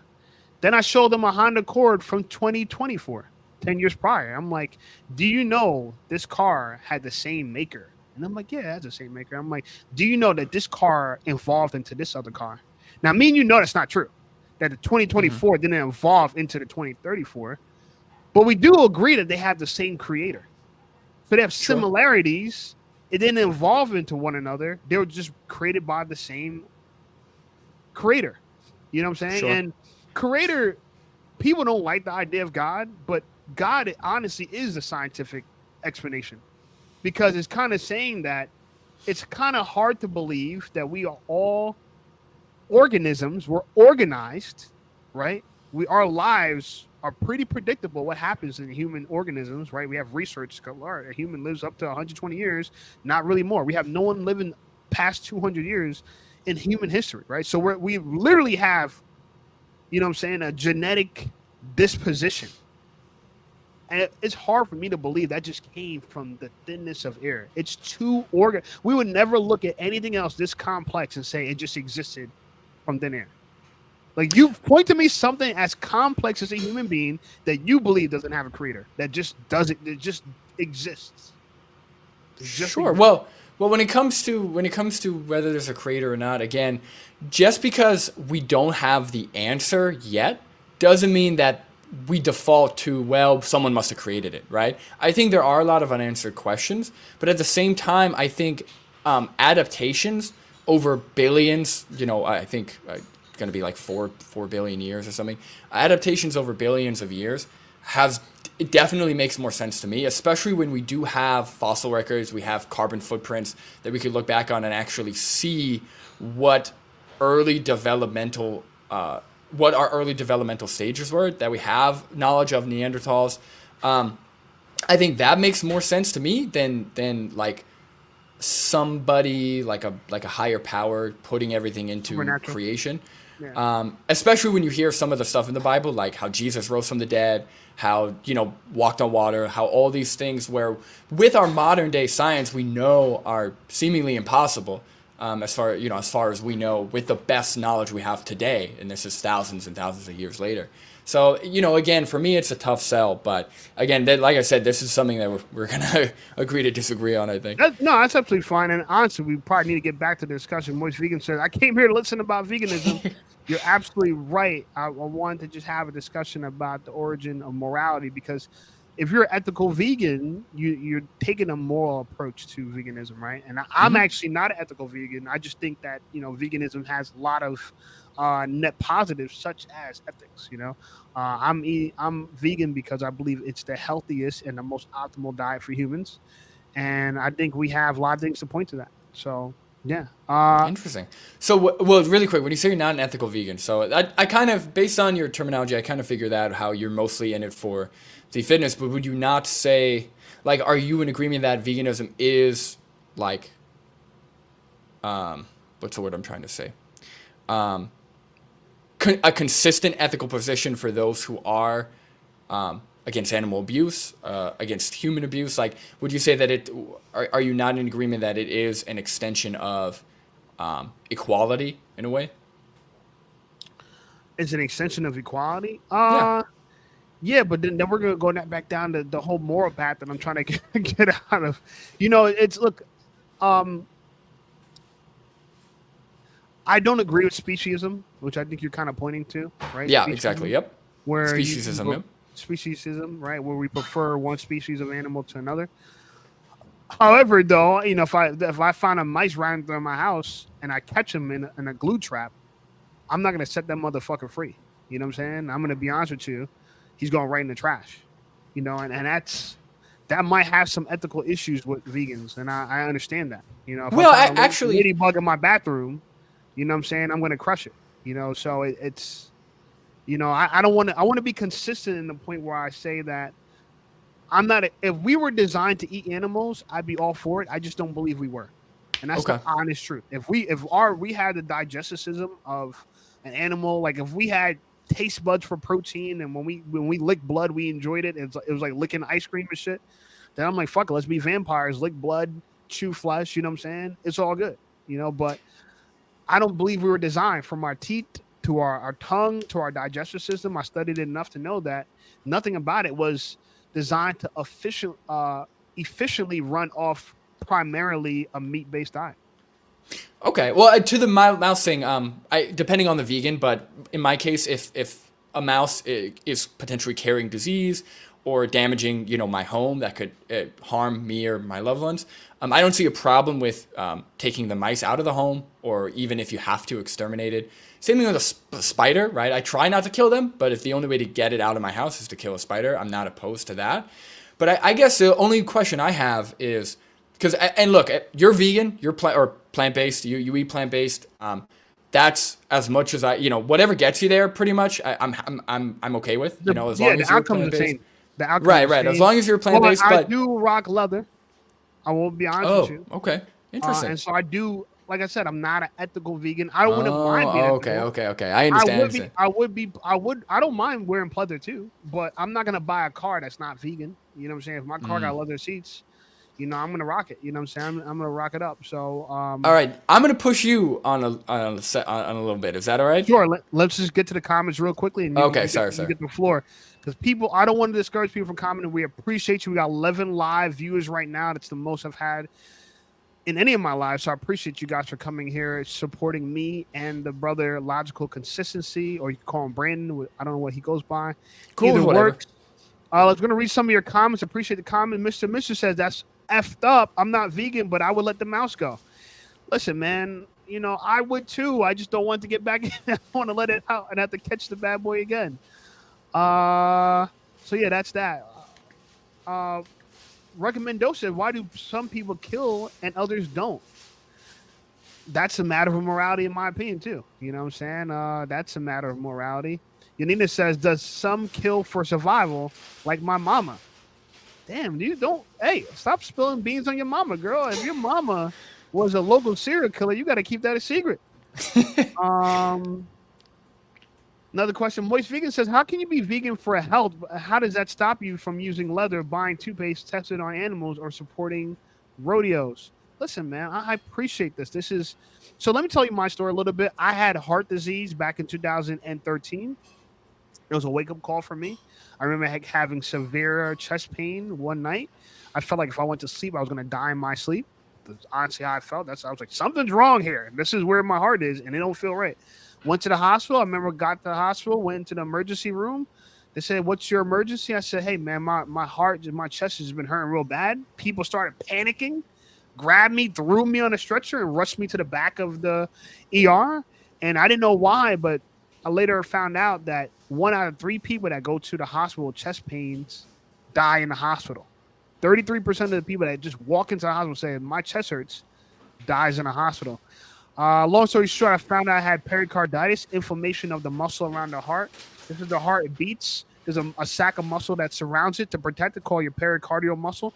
In between the muscle and the heart is liquid fluid. My fluid evaporated, so when the heart would pump, it'd rub against this muscle and cause pain. Fortunately for me, it wasn't life threatening, but it did. It was a wake up call to me, and it started me on my vegan journey. Back then, I used to eat mainly cold cuts. I'm from Jersey, so we love deli sandwiches. You know, I would eat salami, prosciutto, sopressata with cheese and lettuce, tomato. I mean, thinking about it, my mouth waters still. Salt, pepper, oil, and vinegar with a bag of Lay's chips. It was amazing. But guess what? It was costing me some bad health. And yeah, so I went vegan to save my life, to be honest with you, to tell the truth. And now I've been plant based for almost going on 8 years, and I'm super fit, and I'm the healthiest person in my gym. I take a blood test. I got healthier blood than anyone I've ever met, and I'm living proof that you could be very healthy on a vegan diet. So that's why I'm vegan. Yeah, no, absolutely. I mean, I think us talking about the nutrition, I think we'd agree on everything there for sure. Yeah. Yeah, and look, like I said, I support all vegans. I think we are the smartest people on the planet. I mean that sincerely, especially ones that are looking from the health side. Because how smart can you be if you don't know what to feed yourself? You know, if we don't know how to take care of our own temples, what we use to get through the world, how smart can we be? So, Yanina said, my mama was vegetarian until I was 8 months in her womb. Shout out to her. Her mother beat her with a metal pipe and must have damaged me. She had to eat steak every night until my birth. Yeah, a lot of people thought it was cruelty to not eat meat or feed your children meat. Isn't that a wild? It's a rights violation to your property. Oh, how can you? Oh, I don't know what he was talking about I there. think he's referring to the mouse. Oh, If a mouse gets in your home, yep. keep going. Now, the Holy Bible says, "Don't consume blood because the life value is in the blood." I'm agreeing with that. I think these are more proofs not to eat meat. I mean, the Bible has a bunch of vegan-like ideas. If you look at it with a certain lens, you'll see what I'm seeing. The first time it even mentions food, like I said, all plants and seed-bearing fruit, this shall be your food. Period. Didn't say anything else after that. Didn't say and that lobster, right? It didn't say that. So that's my proof on that. Yanina also said to Mr. Same, I have saved spiders, grasshoppers, and stink bugs. People are really pissed. I'll kill rodents. You know, I apologize. You know, not a big deal. Mr. Mrs. says, Yanina, you absolutely need to save stink bugs. Yeah, cool. All right. Let's get to a few more, and then you can take over here, Brandon. Plant-based journey. If you're not following the vegan definition, can you call yourself plant-based dieter instead of vegan? Yeah, I don't. Okay, so this is. I love this one. Great question, Moist Vegan. I appreciate you. Vegan is just the catchphrase that everyone understands, right? It's just one that all-encompassing phrase. And it's mainly, I tell people, I actually don't consider myself vegan. I consider myself whole food plant-based, or plant-based for short, right? But whole And food. in your defense, sorry, I don't mean to, Moist Vegan, when he reached out to me, he actually did say plant based. He didn't say vegan. So I know he's been using it interchangeably. So he was honest about that. I wasn't sure if he was vegan or if he was, I assumed he was vegan, but yeah, he did actually say plant based. So I'm aligned with vegans though. I mean, I'm for if they get rid of leather, I'm not going to complain and cry. I don't have to have my leather like a carnivore has to have his burger or his steak. You know what I'm saying? But I do got a leather Versace belt. I can't front. And am I going to throw it away tonight? Fuck no. So that's it's just me there. I mean, and I did buy it when I was vegan, so that maybe or plant based. So yeah, maybe I wasn't the best person then. Yanina says my blood is preferably sludge right now. I'm not gonna lie. Ugh. Mr. Mrs. says roast beef sandwich on a hard roll with lettuce, tomato, and extra mayo. Listen, man, those Reubens, like, man, they were all good. They were all good. Yanina says, I'm not mad at you, Shape. Please don't be mad at me. And Mr. says you killed Mickey Mouse, and then Yanina last. Okay, cool. So I think we all caught up on the messages. We still got 9 people in the chat. You got something for me? Logical consistency you want to throw in? Sorry for I the do, wait. yeah, I do. So, again, I do appreciate that you are eating plant based. I do think that it is the number one diet for our health long term when educated properly on it. So that's great. You align that. My guess is, or my question is, why not align yourself with veganism, right? And or extend your actions all the way to full on veganism. The reason why I asked that is, to define veganism, it's just a rejection of animal exploitation by humans, right? So we want to extend a similar, the same moral consideration we have for other humans. We just want to extend that to other sentient animals. And sentience being the key characteristic, because what we all have in common is the ability to experience life as an individual, right? We're conscious, we can feel pain, feel joy, we can experience life. So I guess, like, why not go now? I understand you've already purchased stuff, but separate, some vegans say get rid of everything. I don't. If you already purchased it, that's fine. But going forward, why not avoid all animal products and align yourself with veganism fully? Well, so I have a couple conflicts, right? And that conflict with the health side and the ethical side of being plant-based or vegan. I work at a restaurant, and the restaurant I work at serves meat, and Mm-hmm. I willingly serve people what they request, which is dead animals. And so, you know, that is a conflict, and maybe I do have cognitive dissonance with it. Uh, the way I look at the world is that we live in this world where everyone's in this matrix of eating animals and dairy, and I call them dead animals and stolen cow milk, right? Everyone's eating stolen cow milk and Mm-hmm. dead animals. Um, I don't see a way I could live in this world and not be complacent or complicit in some of this stuff. You know what I'm saying? It's unfortunate. I don't want to be, but I don't really feel like I have an option to live a completely vegan life, right? I mean, there's the rodent is an example of what I mean. That's probably wrong. The Versace belt, but also cars. A lot of cars have leather in them or animal products. It's. I think one day, I think our successors are going to be vegan. I honestly believe. I think me, you, and the people who are plant based now, we're early onto something. Like this is like the beginning of the civil rights type of thing, right? So we're early on this concept. In the future, people are like, yeah, of course. Why would we eat anything else but plants, right? That's going to be the future. I strongly believe it. But it won't probably be for another 300-400 years.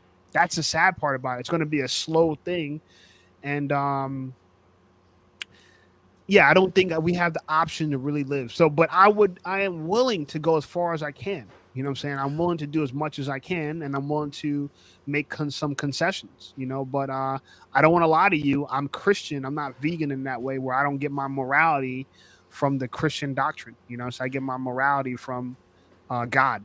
And that's where I Okay, kind of so base my life. So you don't see, just to confirm, and just to, I understand, like, when I was vegan early college in like 2018, 2019, I had to work at a restaurant. So the only job I could get, it served animal products. I didn't purchase the animal products, I didn't consume them, but I had to work at that restaurant. So Right. it's not You that, just serve them, right? yeah, I had to serve them, yeah. And it's not that, but here's the thing, as vegans, it's not perfection, right? Just being alive, animals have to die. But, like, for example, when you said your car has leather, almost every single car that's manufactured has a non-leather option.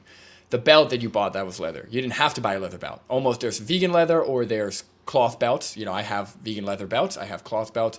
Like, all of these products, like, when we're talking about extension of moral consideration of other animals, I guess I need to get a consensus of like, do you think it is immoral to exploit other animals, or no, you don't think that's immoral, you eat plant-based for your health? Do I think it's immoral? I would leave. I wouldn't use the word immoral. I'll probably use unethical.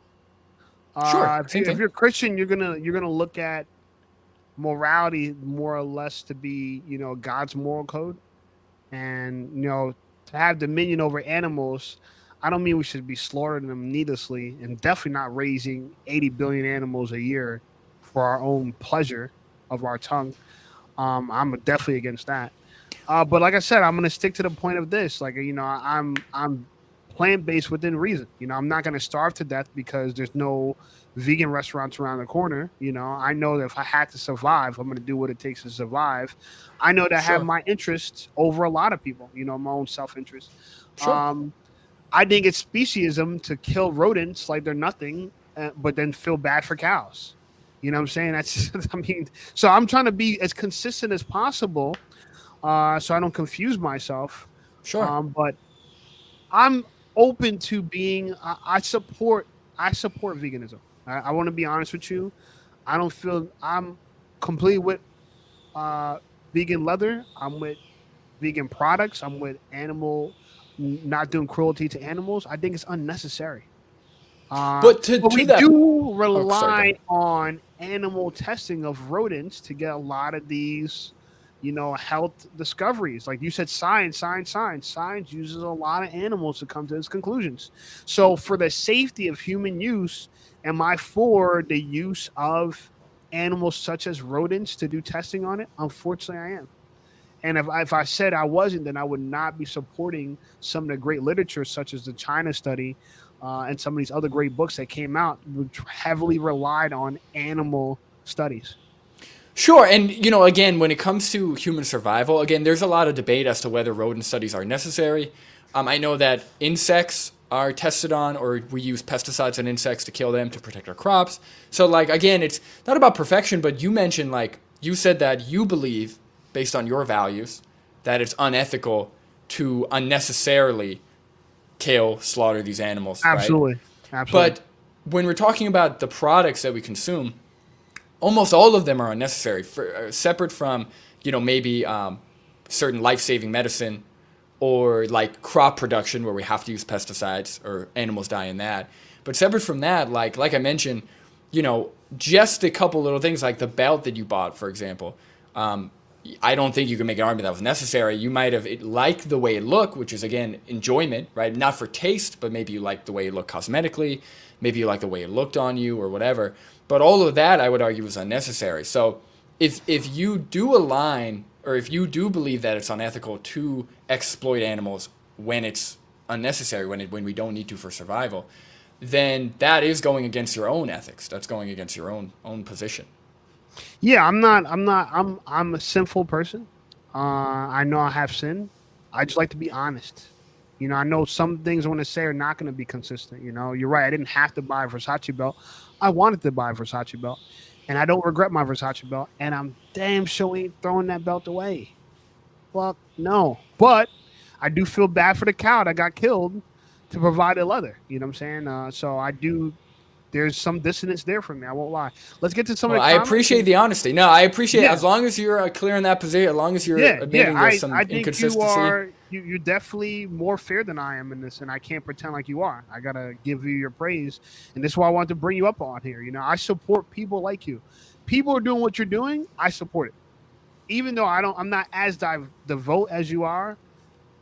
Respect it, and I realize a lot of your interceptions, public interceptions of people, they gave you a lot of respect. So I'm here to give you that respect as well.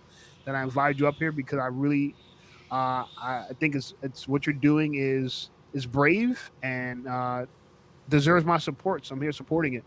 I Let's get appreciate to it, the man. comments, and then if you guys have any comments for our guests, let me know. Let's get to some of the comments here. It says, Mr. Mister says, I could be vegan, but my greatest challenge would be stop eating cereal. All the alternative milks are disgusting. What you think about this logic? When I first switched from non-fat milk, which is a very thin milk, to soy milk, Right. it was way thicker. I was like, this is kind of weird. It was definitely thicker. But that's why, again, when we're looking at veganism, we really have to come at it from like extending moral consideration to other animals. Because for me, it was weird. It was a weird change. It was something I'm not used to. And if I didn't have it so aligned with my values, like I pretty much made the decision that look, I don't need this. I don't need these products. it goes against what I believe in. It goes against my values and how I want to see the world continue. So you know what? I'm going to continue trying the soy milk, or I'm going to try this milk, or I'm going to try that milk. I'm going to make it work. And eventually, like now, I love soy milk. I could drink soy milk plain. I could put it in smoothies. I use soy milk all the time.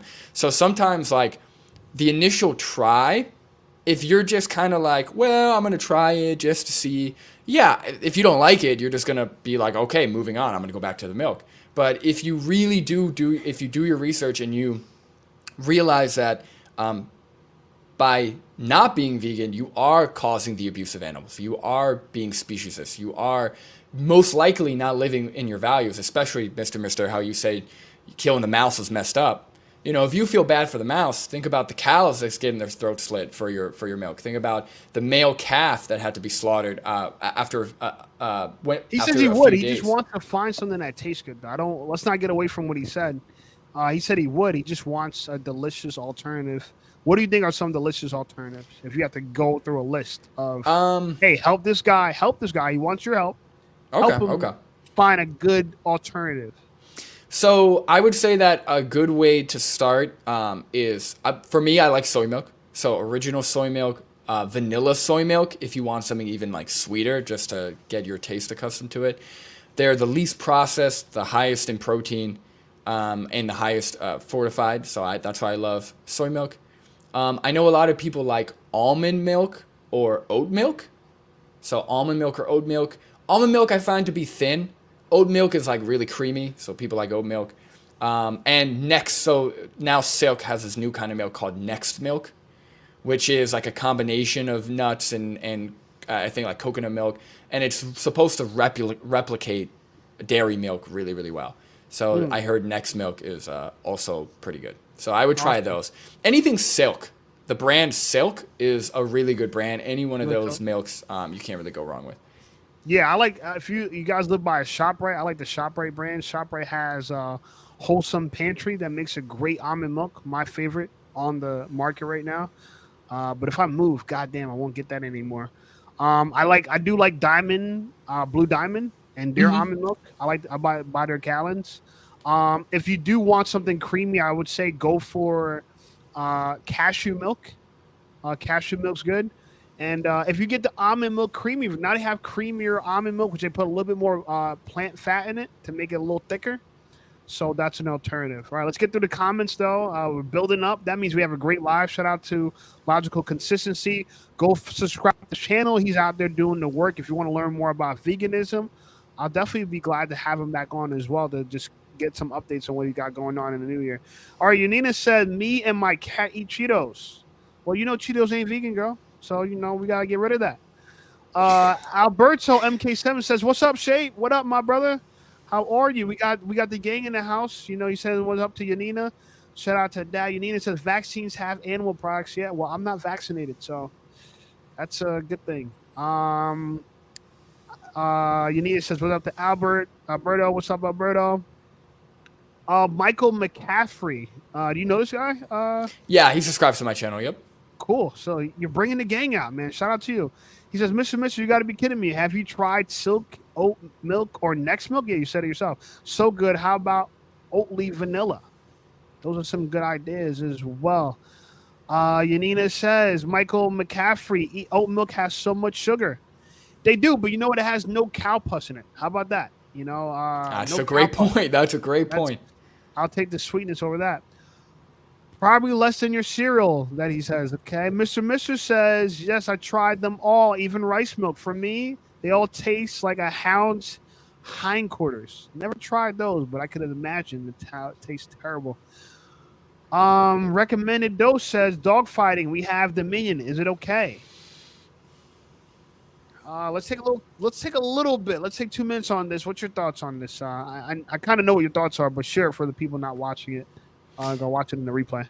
Yeah, I think he's making the point that, especially in the Bible, it says that we have dominion over animals, and that could be interpreted a million different ways, right? What is, I think his next comment clarifies, I think I saw him clarify, but yeah, like having dominion, here we go, we can't be perfect and it makes me money, why can't people have dogfights? So a lot of people, where we draw the line of, well, we can't be perfect, it can get a little tricky, right? Well, I can't be perfect, so like in your case, you might buy the leather belt. Some of you say, well, I can't be perfect, so I'm gonna go and eat the chicken sandwich 3 times a week.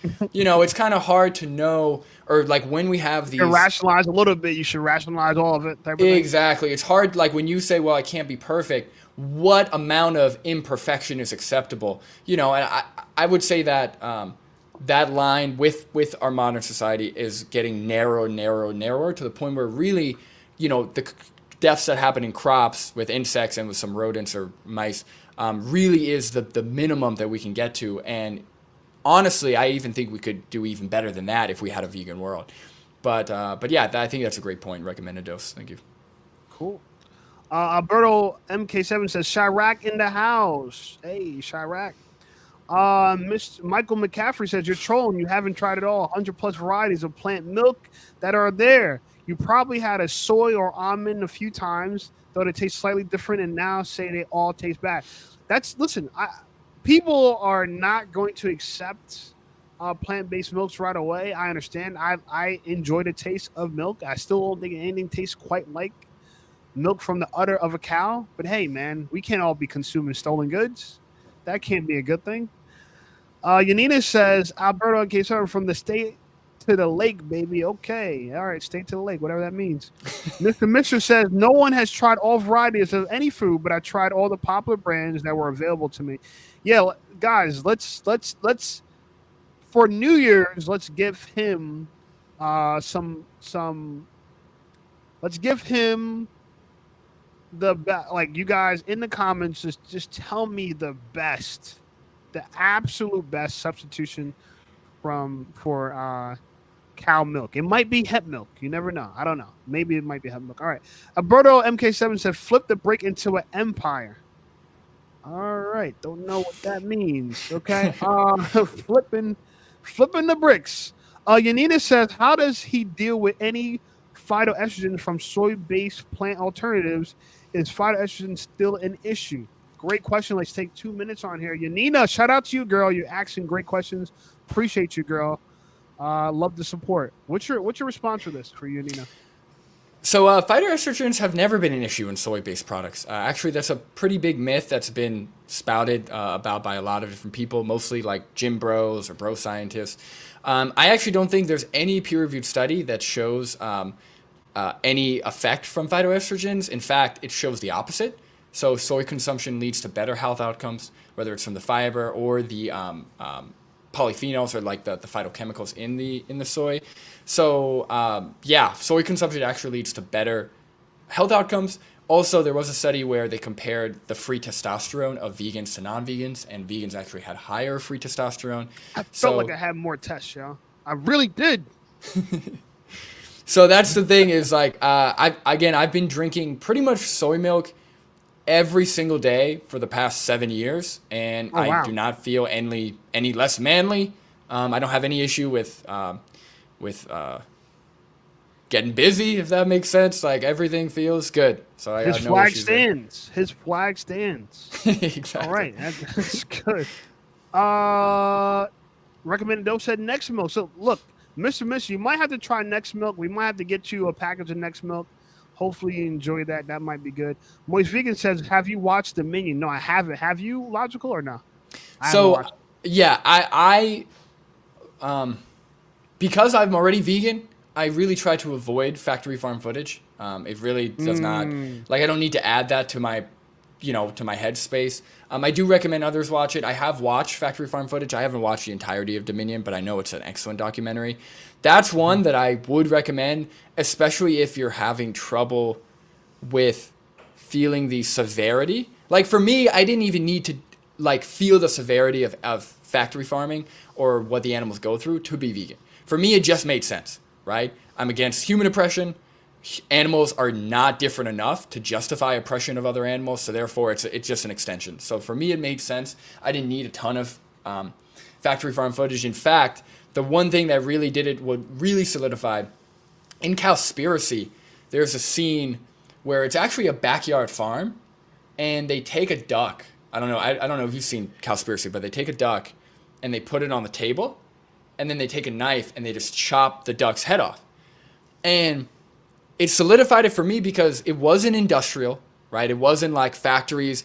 Sometimes I feel like the factories almost make it seem more like professional or more efficient than what it is. Or But legit, just yeah. seeing, yeah, just seeing this father who has kids around him, he had his kids there, just pick up this duck who's like quacking, who's like looking around, who's like enjoying their life, and just chop its head off.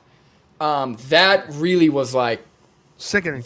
that's just completely messed up and unjustifiable with their kids there teach like it, and it really does stem from the parents too. So yeah, I for me, I didn't need to see it, but I do recommend, you know, I'm sure maybe if you watch it, maybe next time you might not choose the leather belt. So I probably recommend watching Dominion for sure.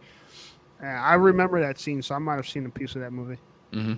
Recommended dose says it looks and tastes just like dairy milk. I guess they're talking about next milk. Next milk, yeah. Al- Yanina says Alberto MK7 we eaten killed. Okay, I don't know what that means. Oh, I think she said we eating kid. Oh, I think kid. those Okay, are all good. eyes, yeah. Yeah, bro. Yeah, I can't read. You know, it's kind of hard to live stream and read comments. Recommended dose says they make it for that purpose. I guess they're talking about rice milk still going through. You can still be vegan without throwing out your belt, just as long as you don't buy any more leather belts. Yeah, see, that's the problem, man. They got this Louis V belt I really like. They got this Hermes belt I really like. If they can make it vegan, I'll buy the vegan version. I promise. Okay, I'll buy the vegan version. I really just want the buckle. Mr. said, doesn't soy milk give you tiss? Yeah, I'm not sure what that means. I don't know if he's talking about low testosterone, which is addressed. I Oh, addressed tits. with. He might have said tits, like breasts, like you know Oh how you yeah, yeah, say yeah, like boobs. yeah, like they say that about smoking too. They said doobies give you boobies, so because they believe. I think it has to do with the phytoestrogens. Yeah, listen. I'm gonna take this for a little bit because I know Brandon answered this earlier. Yeah, hormones are a physical substance in the body that acts as a messenger for organs in the body. So just kind of so you guys can wrap around. And we have organs that secrete hormones. Okay.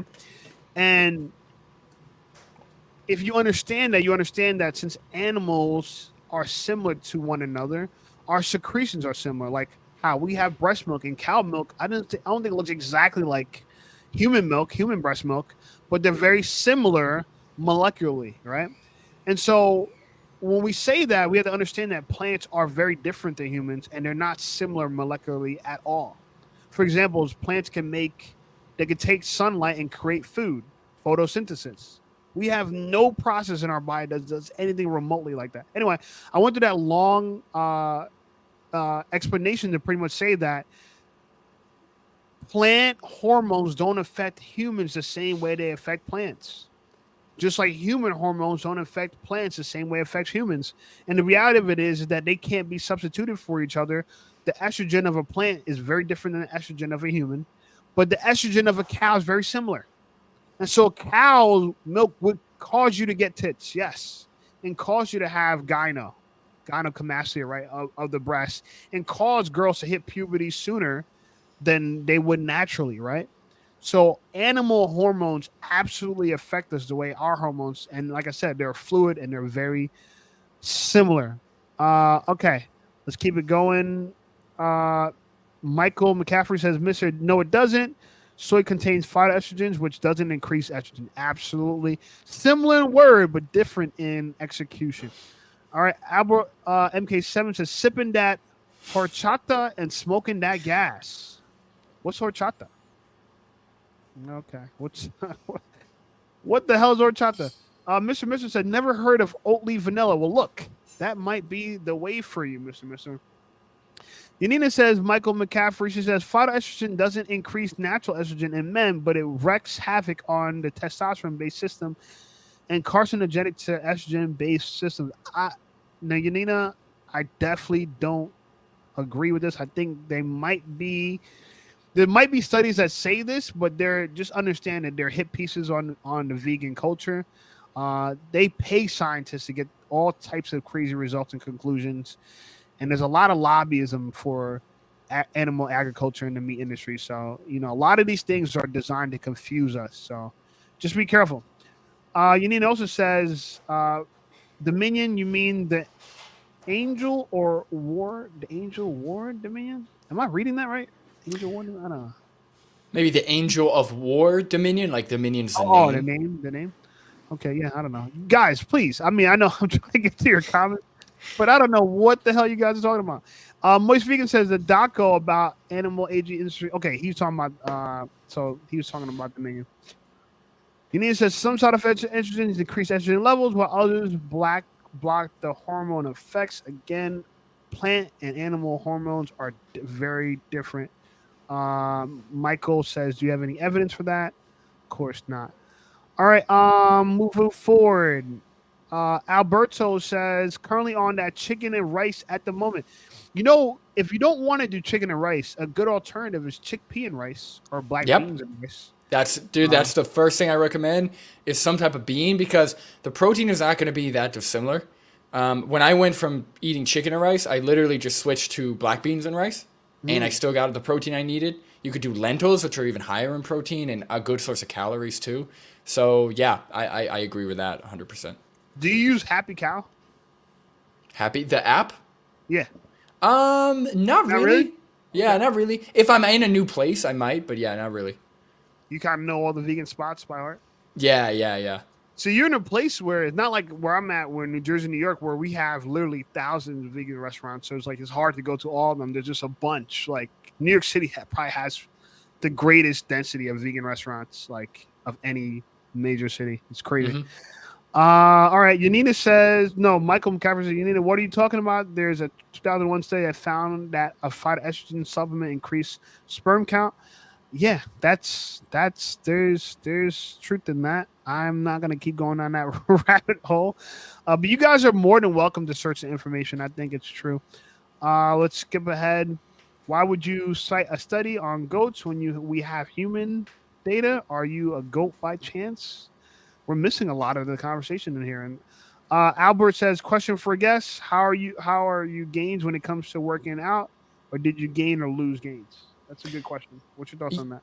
Yeah, so I powerlifted from when I was about 15 to like 20 or 21.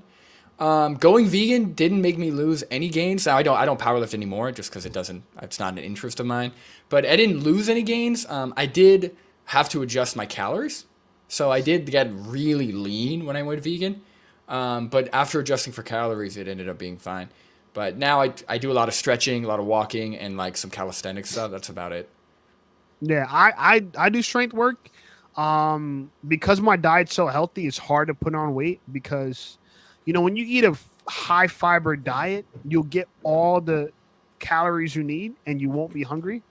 And so overeating is like gluttony when you're eating very healthy. Like it's like impossible to get another bite, right? So usually if you want to like say gain weight, you got to eat high fat foods. I would recommend high fat food over high protein foods, just because fat is more of a cleaner source of fuel than protein. When we metabolize protein, it turns into nitrogen and urea, and those are very hard things for the body to get rid of. It pretty much doesn't leave your body cleanly, right? It kind of destroys things on the way out if it ever gets out. So yeah, high protein diet's not the way to go. You could eat things that are naturally high in protein, such as beans. So bean soups, bean burgers, again, but relatively, unless you add some added fats to that kind of stuff, it's going to be not that caloric dense. So if you want to build muscle on a plant-based diet, you definitely have to eat more processed foods, less whole-based foods. There's some negative to it. I don't think it's a complete net negative, but some of the negatives to that is definitely going to be sort of a spike in insulin resistance because of the high fat in the bloodstream and any diseases associated with obesity that, once you start getting to that any weight gain above, let's say, a 20, a 30 BMI, you're going to start seeing some real issues. So I don't know. I tell people all the time, like, bodybuilding and being big is kind of not a healthy sport. The average bodybuilder lives to like 45 or 46 or some shit like that. So if you want to build muscle on a plant-based diet, you can, but you definitely have to take supplements, and I'm just not with supplements at all. And What's your and thoughts on that? yeah, one thing to add, like I think there's a difference between health and a desire, like some kind of goal. So like if you want to achieve a certain aesthetic or you want to look a certain way, that's completely separate to what's healthy, right? You in no way need to have, larger amounts of muscle mass. You don't need to be super super strong, right? You just have to be active. Work your heart, work your muscles, be active, and that's enough for health. And you could do that very easily on a plant-based diet. When it comes to building muscle, you can also do that very easily on a plant-based diet. You just have to adjust for it, right? You got to eat more calories, which again, like Shape was saying, increasing calories. Usually, you have to make it easier because you could increase calories by eating broccoli, but good luck with that. So you got to eat calorically dense foods. Nuts, seeds, nut butters, a very easy thing to add, which are a lot of them are high in protein and higher in fat, but there's still a good protein and fiber in there. So adding those to your diet not only is going to help with some healthy fats, but it's going to help you add calories. So like for me at this point, even though I eat very whole foods, I have no problem getting calories because I eat 2 peanut butter sandwiches a day. Whole grain bread, peanut butter, high calories, high protein. I eat a lot of pasta, lentil pasta, so it's only made out of lentils, high protein, good amount of calories, and it's very good. Most people really enjoy eating pasta, which helps for you to be able to eat more of it. Yeah, So yeah, you can definitely, as long as you eat foods that you enjoy, and get enough protein and calories, you're gonna have no problem. It's gonna be just like you're eating animal products. awesome, awesome. All right, got a comment from Moist Vegan says, "Do you think cultured mess this a game changer, and when will it be widely available and adopted and used? What is cultured MES?" I think they mean to say cultured meat. Do you Oh think? yeah. So this is Yeah, a like great lab argument. grown meat. So this is a great. So my question to you: what's your thoughts on that? Because that could be an ethical way to manufacture meat, right? That Mhm. no sentient being has to die if we're manufacturing meat from essentially thin air. Essentially, I mean, or just I don't know what the process is, but they're not killing an animal. So what's your thoughts on that? Yeah, from what I understand, the process is they take cells that would be like make up a steak or like a piece of cow Stem flesh. cells, yes. Stem Yeah, and cells. they just not reproduce. They what's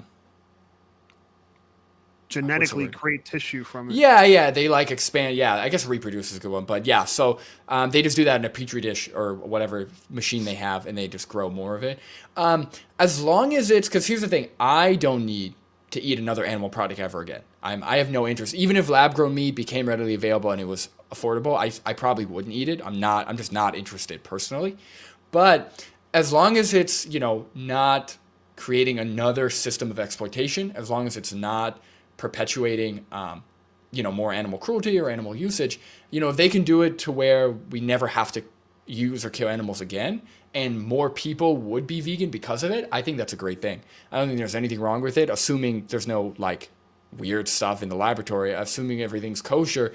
I think that would be a fantastic way for people to adopt veganism a lot quicker. So would you accept people indulging in cultured meat? Because Yeah, like I said, technically as there's no sentient beings were harmed. yeah, as well, because I know that some of the companies that are working on it are there. There is some fishiness going on with the serum they're getting from I think it was they use bovine serum. So I'd have to do more research. But as long as it is ethical, like it aligns with veganism, I'm totally for it. I don't care as long as it gets people to not pay for the actual slaughtered and abused animals. I'm totally for it. So if we could do that with leather, you support that too? Oh, 100%. Okay, okay. So yeah, I mean, this is where I differ a little bit because I'm not going to eat meat no matter how you create it in the lab. You know what I'm saying? If it's manufactured through a farm, like I'm not going to eat meat regardless. Like I don't want to eat the taste of flesh or taste of blood or pus. Fuck that. All right. Well, like I said, neither do I. But I support people. If people want to do that, and that takes the demand away from factory farming and animal agriculture, You I'm support in it. support of them having it available. Yeah, So absolutely. you support eating meat so long as it's not causing harm or death to an animal. Yeah, and that's a good thing to bring up. A lot of vegans are very hard-lined about no animal usage or anything. I think that's illogical. We're Well, not you're for eggs against. then. You're for eggs. No, because the egg industry is incredibly harmful to animals. Right, but if you have, let's say, a chicken coop. So most likely those chickens were purchased from the egg or chicken industry, and then they also are bred with a lot of genetic modifications to where it actually they produce more eggs than normal. It takes away nutrients that they would need for proper bone health. There's a lot of issues there. So no, But I'm. the Go ahead. domestication of animals in general is abusive. I mean, the fact that Yeah, we take yeah, dogs from the wild and sit them in our house while we go to work and they're just sitting in a cage I agree. trying to hold their pee because they're potty trained, you know what I mean? So, I mean, you got to be against that too, aren't you? Yeah, yeah, I'm against breeding pets for sure. Yeah. So, So but I don't look at domestication of animals. I mean, they might live longer technically than living in the wild, but it's definitely not for their benefits, for our own benefit. That's a well, form of that goes back exploitation. to the slave argument, right? Well, they have a home, they might live longer, but they're owned by us and they're used by us, you know? I think slavery is bad, and I think dead slavery is even worse. So Well, that's kind of but the.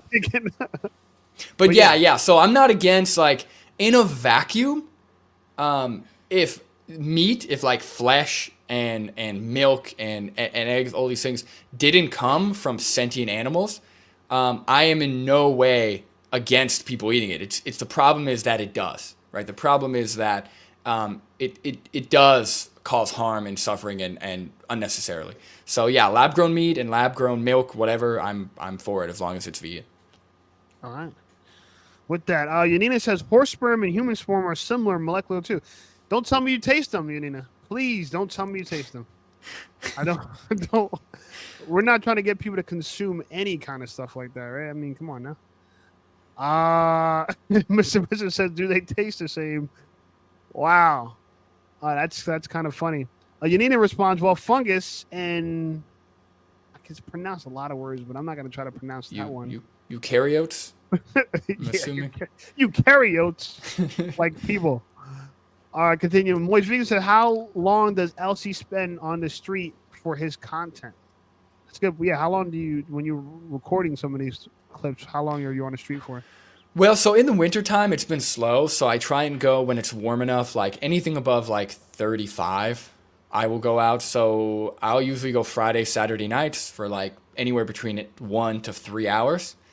In the summertime, like what I did starting in May, I was out 4 or 5 times a week for like 3 hours at a time, usually, because it's so warm and there's so many people. So I really enjoy, forget about like the activism and promoting veganism and spreading animal rights.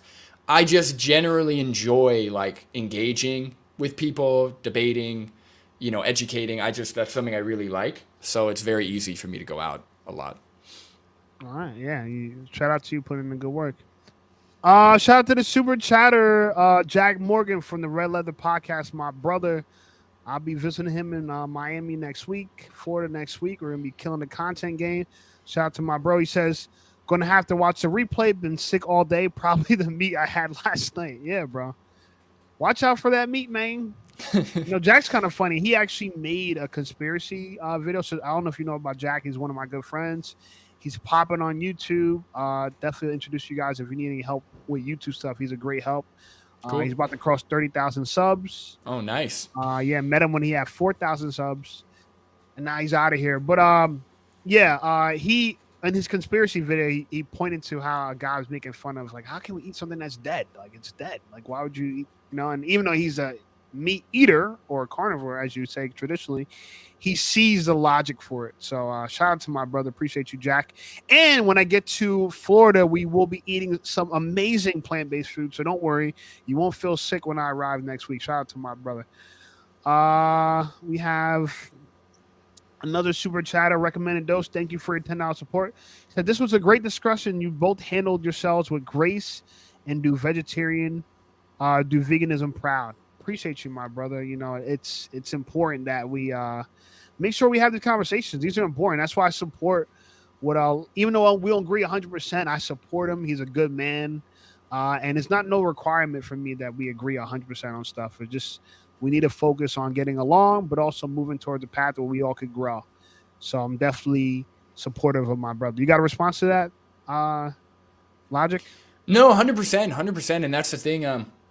Even though like I don't agree, about the religion stuff, maybe about some of your content. I know you do a lot of like dating stuff. We may not agree on everything, but I know we definitely agree on nutrition, and I think that it's always important to talk about things, even if you don't agree with them, right? I think Yeah. one of the I hate nothing more than people refusing to engage in conversation just because they can't handle someone else not understanding something or not agreeing. That kind of defeats the purpose. So yeah, I love doing stuff like this. Cool, cool, cool. All right, guys, we're gonna wrap it up soon. I'm gonna read some more comments. We're gonna let Logic kind of say his piece if he got any other final words. Let's see if we get through all these comments. Yanina says no. The series where there was an angel war called Dominion. Okay. And then Yanina also says, like, do you guys eat mushrooms or no? You go first. Yeah, I eat Logic. mushrooms. Mushrooms are like very intelligent. Like I know they sit somewhere where they're like not really plants, but not really animals, but they're not sentient. So as far as we know, but they're not sentient. So yeah, I eat mushrooms. Yeah. No, yeah, they're good. I think she's probably talking about shrooms. So do you eat shrooms? Oh no, I don't do any drugs. No, No drugs? yeah, I'm straight edge, so I don't do alcohol, no drugs. I don't do any of that. Shout out. And you're only 25, man. Hmm.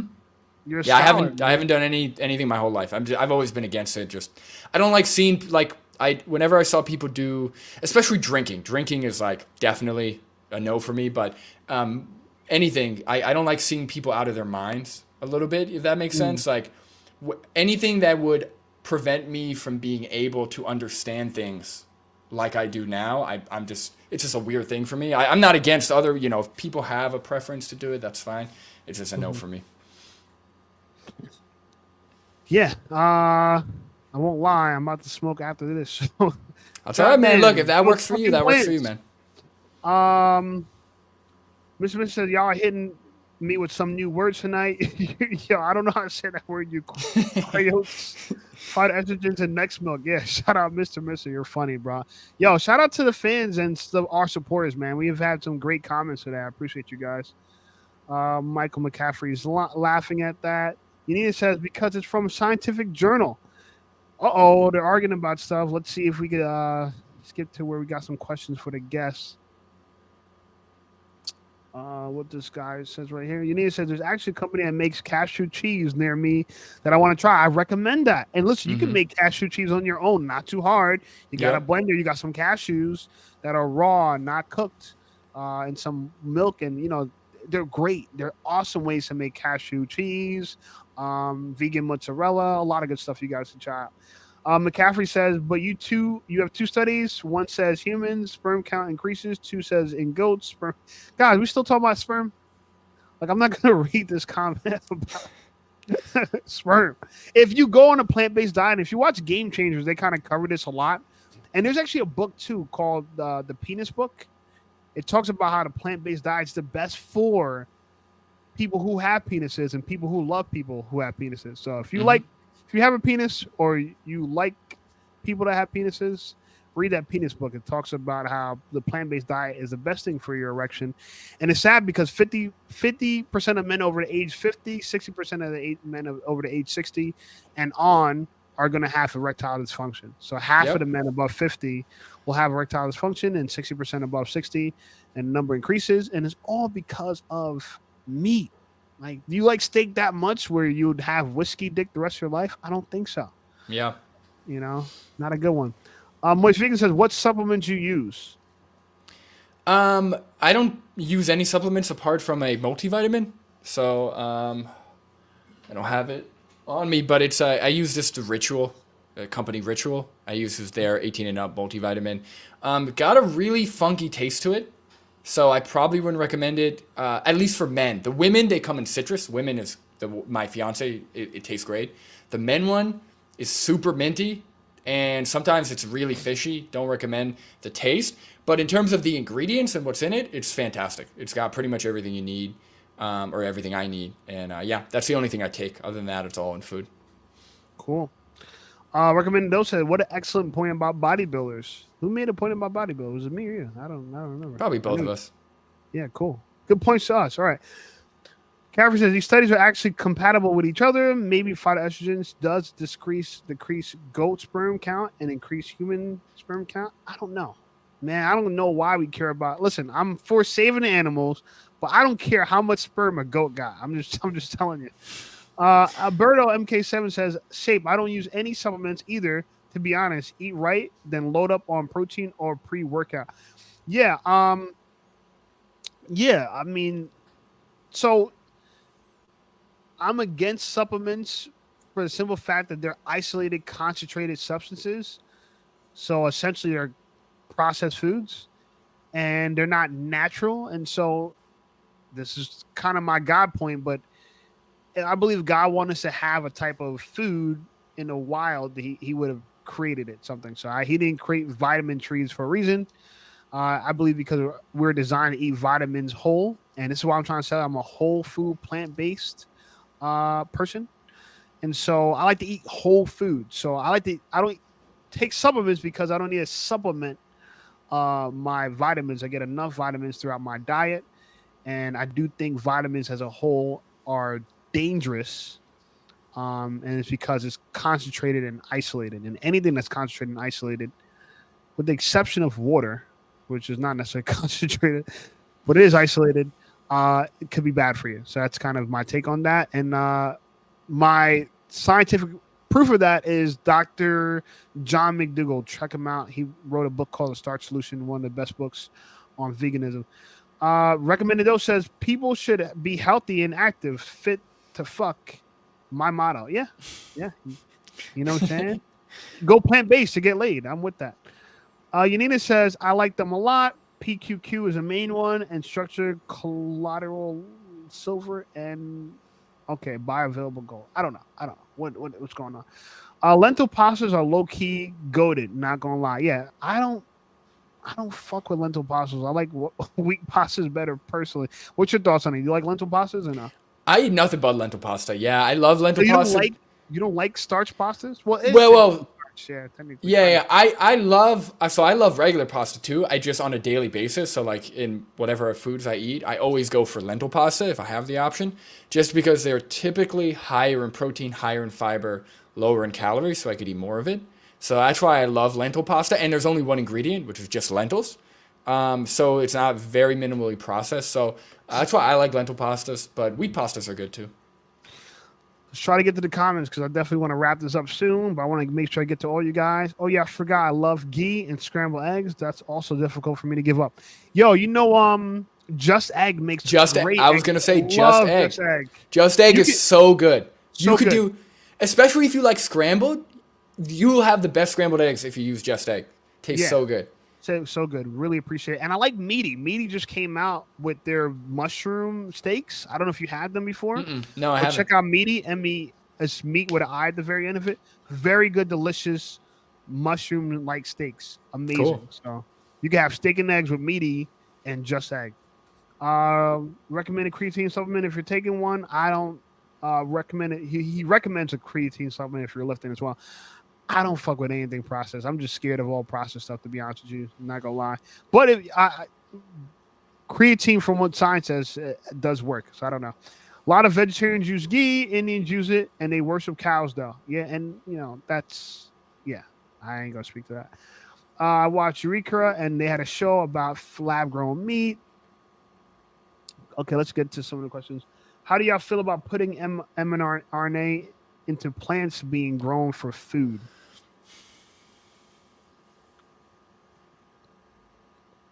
Like genetically modifying plants? Yeah, GMO plants, I guess. Yeah, so I always go towards the science. I mean, most of the modern crops we have been like selectively bred anyway. So like bananas now are very different than what bananas used to be.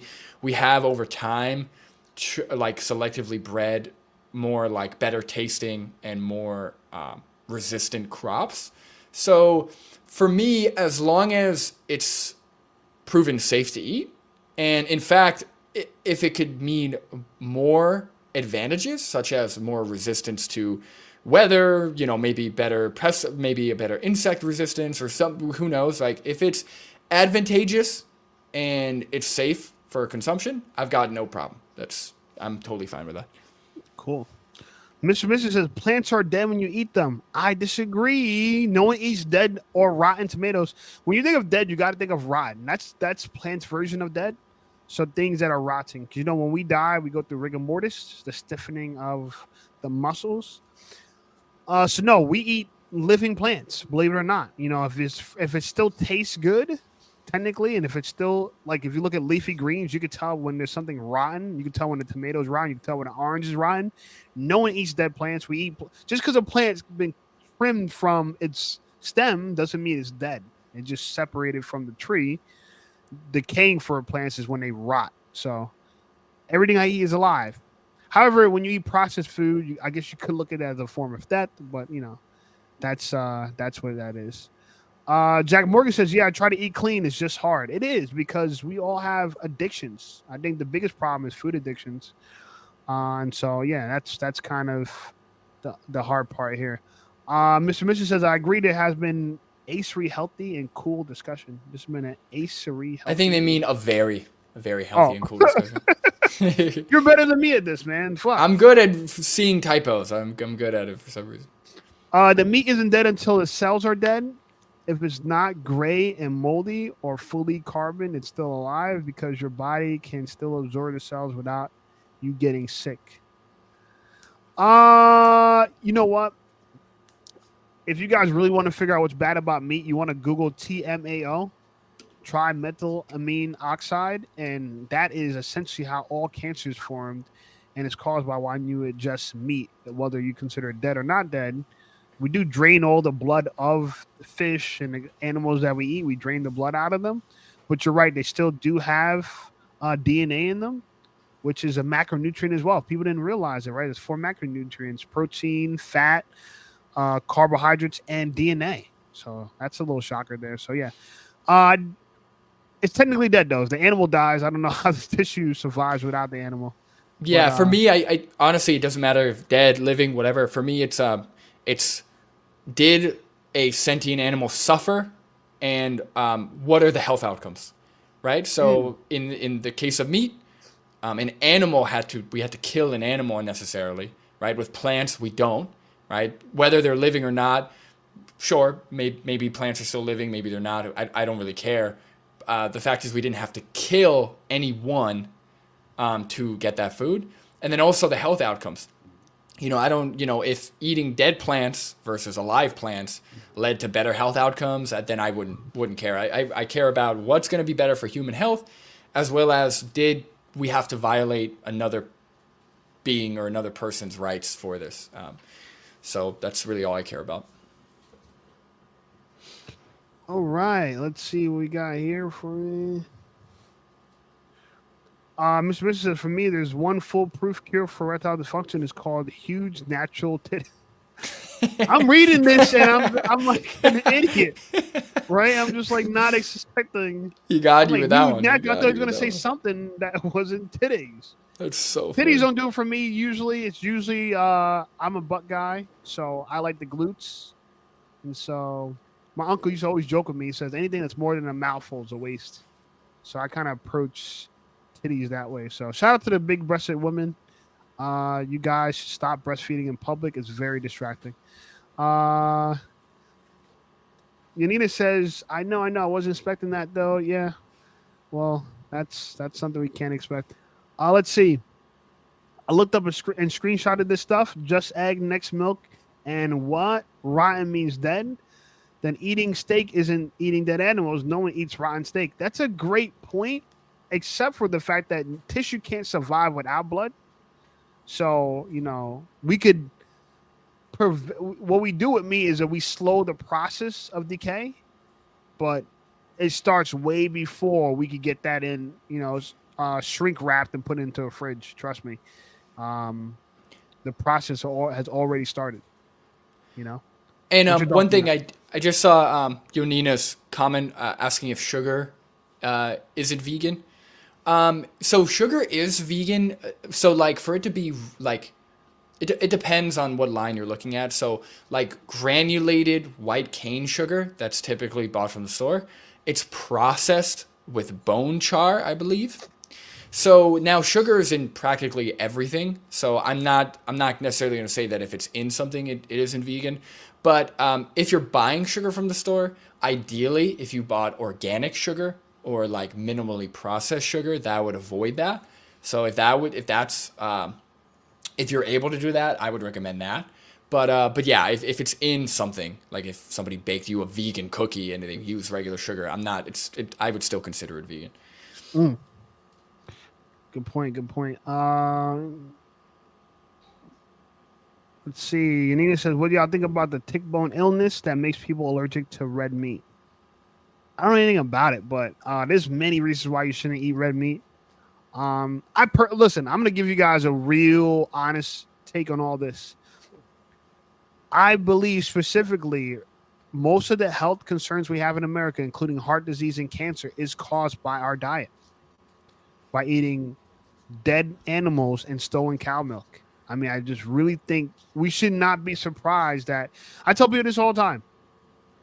If any part of your body died and you started having gangrene, what did they do if you went to the hospital? They chop it off. When you die, they chop it off. So the fact that we think we can eat something that's dead and somehow it gives us life, that's kind of like why I like to use the word dead, is because how can we derive life from it? Now, we could get calories, and that's valuable up to a point, but there's definitely a net negative to eating dead animals. So I don't have a thought about the tick bone illness about red meat, but I do think red meat in general, or meat in general, has some really concerning, insidious effects on our health.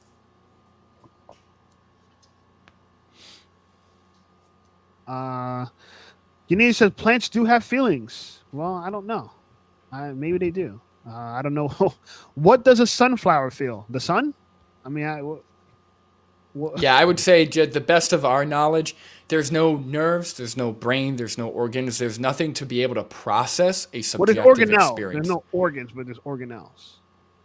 Sure, That's what yeah, they're like there's that's what they're things that called. make up plants, but Yeah, yeah, there's no central yeah. nervous system. So They're organisms, but they're not sentient. I agree with that. exactly.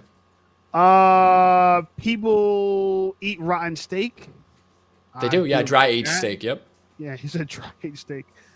My boy Jack Morgan says, I feel that if you got stuck in the wild, your instinct would kick in and it'll probably eat whatever is available. I have canine teeth, so I don't know what's up or down anymore. I said this earlier, and Jack, you probably weren't on a live. I did say that if I was put in a food desert essentially, and all there was to eat was KFC, would I eat the KFC? Absolutely. I'm for self-preservation, and I'm not gonna die based on the ideal diet. However, I do believe the ideal diet is plant-based. Do I stray away from it? Not meat-wise, but I do eat processed foods. Like I love tortilla chips and salsa. I probably shouldn't eat tortilla chips. They are a processed food, but they sit well with me. And sometimes I eat Violife cheese. Sometimes I like to eat Violife cheese. I do miss some of the food addictions I had as a person that ate meat most of my life. But yeah, I try my best, and I actually just don't consume meat at all, to the best of my knowledge, or dairy. And one thing to add to that, I would say that actually killing animals isn't instinctual. I would say that we end up, or humans might have done it, might do it in a survival situation. So like if I was on an island, if I have had a wild boar or something, or other people, I don't think it's instinctual to like take a knife, slit its throat, cut it up into pieces. I think that is a violent behavior. I think that for survival though, we end up forcing ourselves to do it. But instinctually, like there's that great thing where if you give a child or even a person, if you give them a pig, like a baby pig or an apple, right? They're going to eat the apple and they're going to play with the pig, right? They're not just going to stab the pig out of instinct. Yeah, no, I agree with that. Michael McCaffrey says sugar and veganism equals similar question with organic vegetables and fruit. Both indirectly contribute to animal agriculture. That's what I'm guessing AG stands for, in a small way. Was that a question, or is that a statement? I think he's Sugar just and stating veganism. it, yeah. Yeah. You got any pushback to that, or you agree with that? No, 100%. Yeah, I think because similar when it comes to like indirect things, it's kind of a like a gray area. You know, like some vegans are very hard lined, you know, they don't want any indirect things. Other ones are fine with, you know, like the bone char or something like that. I don't think that's the biggest issue. I don't think that if somebody eats sugar in a vegan product, then they're not vegan. Likewise, I think if you can buy the sugar that isn't processed with bone char, that would be ideal. But the most important Why thing they is to process with bone char for? I don't know. I don't know. And that's the thing also is like Oh, I never heard. So in order to make sugar, they need bone char. they don't need it, but they just use it in the processing. So that's another thing where I kind of fit is if a product would be vegan, like in a vegan world, could we still have this product? Like something like sugar, if we had a vegan world, we would just not use the bone char. You don't need the bone char. But like for example, pork, chicken, beef, eggs, milk, all of these products require violence, require rights violations, require, Where sugar doesn't. right, where sugar doesn't. Exactly. So that's kind of what makes sense to me. But again, it just depends. All right. That's a good point. Mr. Mrs. says, "Come on, dog. Why you have to use KFC as your example? You're perpetrating stereotypes, bro." And his funny thing was, I didn't even like KFC. It was an example someone gave me years ago. I would have actually preferred Popeyes, to be honest with you. I think their seasoning is a lot better. Jack Morris says, "I'm just saying because I have canine teeth, so I don't know why I need to sharp teeth for just fruit or plants. I'm sure that I'd rather live off plants and fruits for sure." So here, if you look at our draw, the way it articulates, no meat eating mammal jaw articulates. They side go to like side, this. They go up and down. Yeah. right? That's why you see dogs bite things with the side of their mouth because they can't move their jaw the way we can draw it. So that meat, to me, that's just a evidence that we weren't designed to eat meat, and we don't have incisors at the back of our mouth, which are essentially like scissors that literally just chop meat into smaller pieces, which they do at the very back of our mouth. The very back of our mouth is dull as hell. You know what I'm saying? We have food that's more designed for. We have teeth that's more designed to me for chewing vegetables, not for cutting flesh. It's hard to cut flesh with our teeth.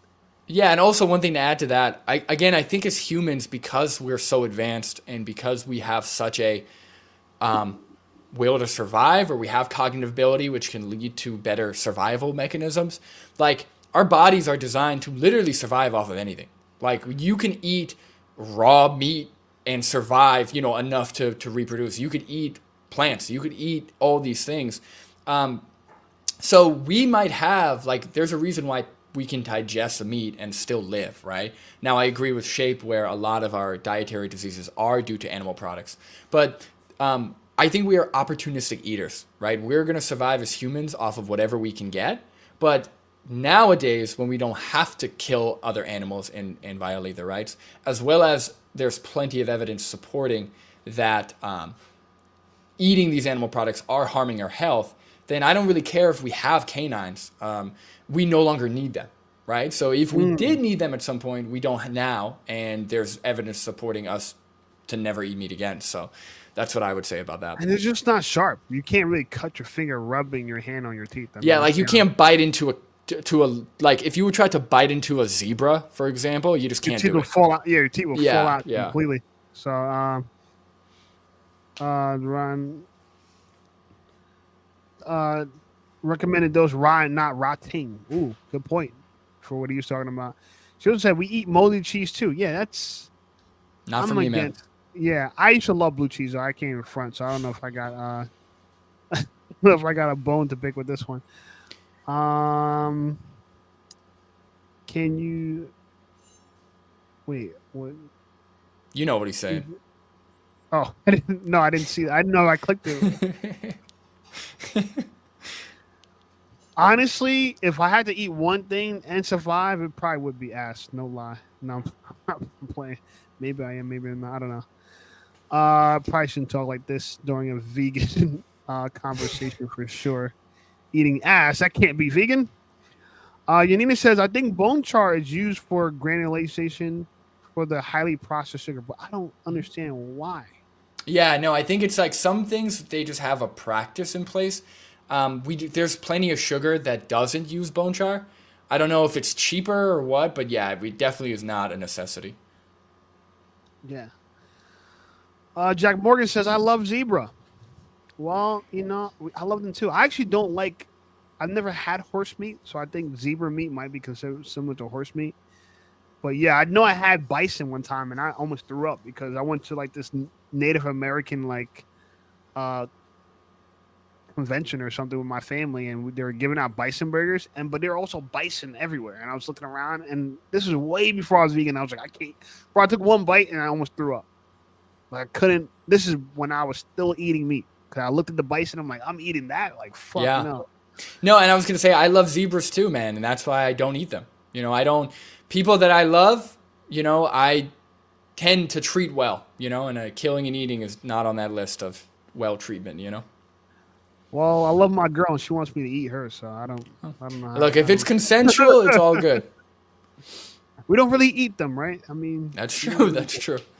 now I got to read about eating zebras. Yeah, well, we got to choose better things to eat. Jack says, I'm kidding. I don't think I ever had horse meat to my knowledge. Yeah. It's funny. We don't know what the hell they're putting in any of this stuff. I don't know how anyone could talk badly about dogs, this and that. I remember the Chinese restaurant in my town got knocked for selling, out of all things, hawk meat. What? Exactly. I don't That's know crazy. how they must have, I don't know if a hawk landed on their building and they caught it. But yeah, they were serving hawk meat. So Hey, Shape, I appreciate it. I actually have to get going. I could do this all night, but I just got to go. But I really appreciate you having me on, man. This is great. I'd love to come on again if you want to have another talk about whether it's veganism, religion. I'd love to talk about dating stuff. I know you have a lot of that content, or like red pill stuff. I'd love to talk about that too. So I'm open to whatever. Yeah, man, I appreciate you. Yeah, I stayed a lot longer than I wanted to. Closing statements, though, I want to just say thank you, my brother, for coming in on this live. I know we kind of set it up like a few days ago and kind of agreed to it completely recently. Please go support my brother, Logical Consistency. He's doing a good work out there. He's doing some street intercepts. Hopefully, bro, you make a documentary down the line and I can kind of help and contribute to that. That'd be great whenever you start working on things like that. And yeah, bro, I appreciate everyone for joining our live. We did numbers today, a lot of comments, a lot of live viewers. And if you guys want this guy back, please let us know in the comments after the video's out. And the one thing I want to leave off with this, and Logic, you could kind of respond afterward as well. Here's one plant-based substitution you can make today, right? And so everyone's looking for what can I do that could be plant-based. Here's my plant-based substitution to you guys. Instead of eating chicken and rice, right? Eat rice and beans. One of the easiest meals you can eat. You go to a Mexican restaurant, you can go to Taco Bell. Taco Bell will give you rice and beans. And if you want to make it just a little bit healthier, add a little bit of greens to the side. So if you want a plant-based substitution meal that's easy to start, we all like rice, we all like beans. Boom, rice and beans. Add a little bit of greens to the side, you'll be healthy. What about you, Logic? Give them something plant-based they could try this week. Yeah, I mean, rice and beans. Just what I think about, just think about what you enjoy eating, and then just make a substitution to whatever animal product that is, right? So if you enjoy eating, like steak, potatoes, and veggies, do chickpeas, potatoes, and veggies. If you enjoy eating cereal, do cereal with plant-based milk. If you enjoy eating eggs, you could do a tofu scramble. You could use just egg. So that's how I always look at it.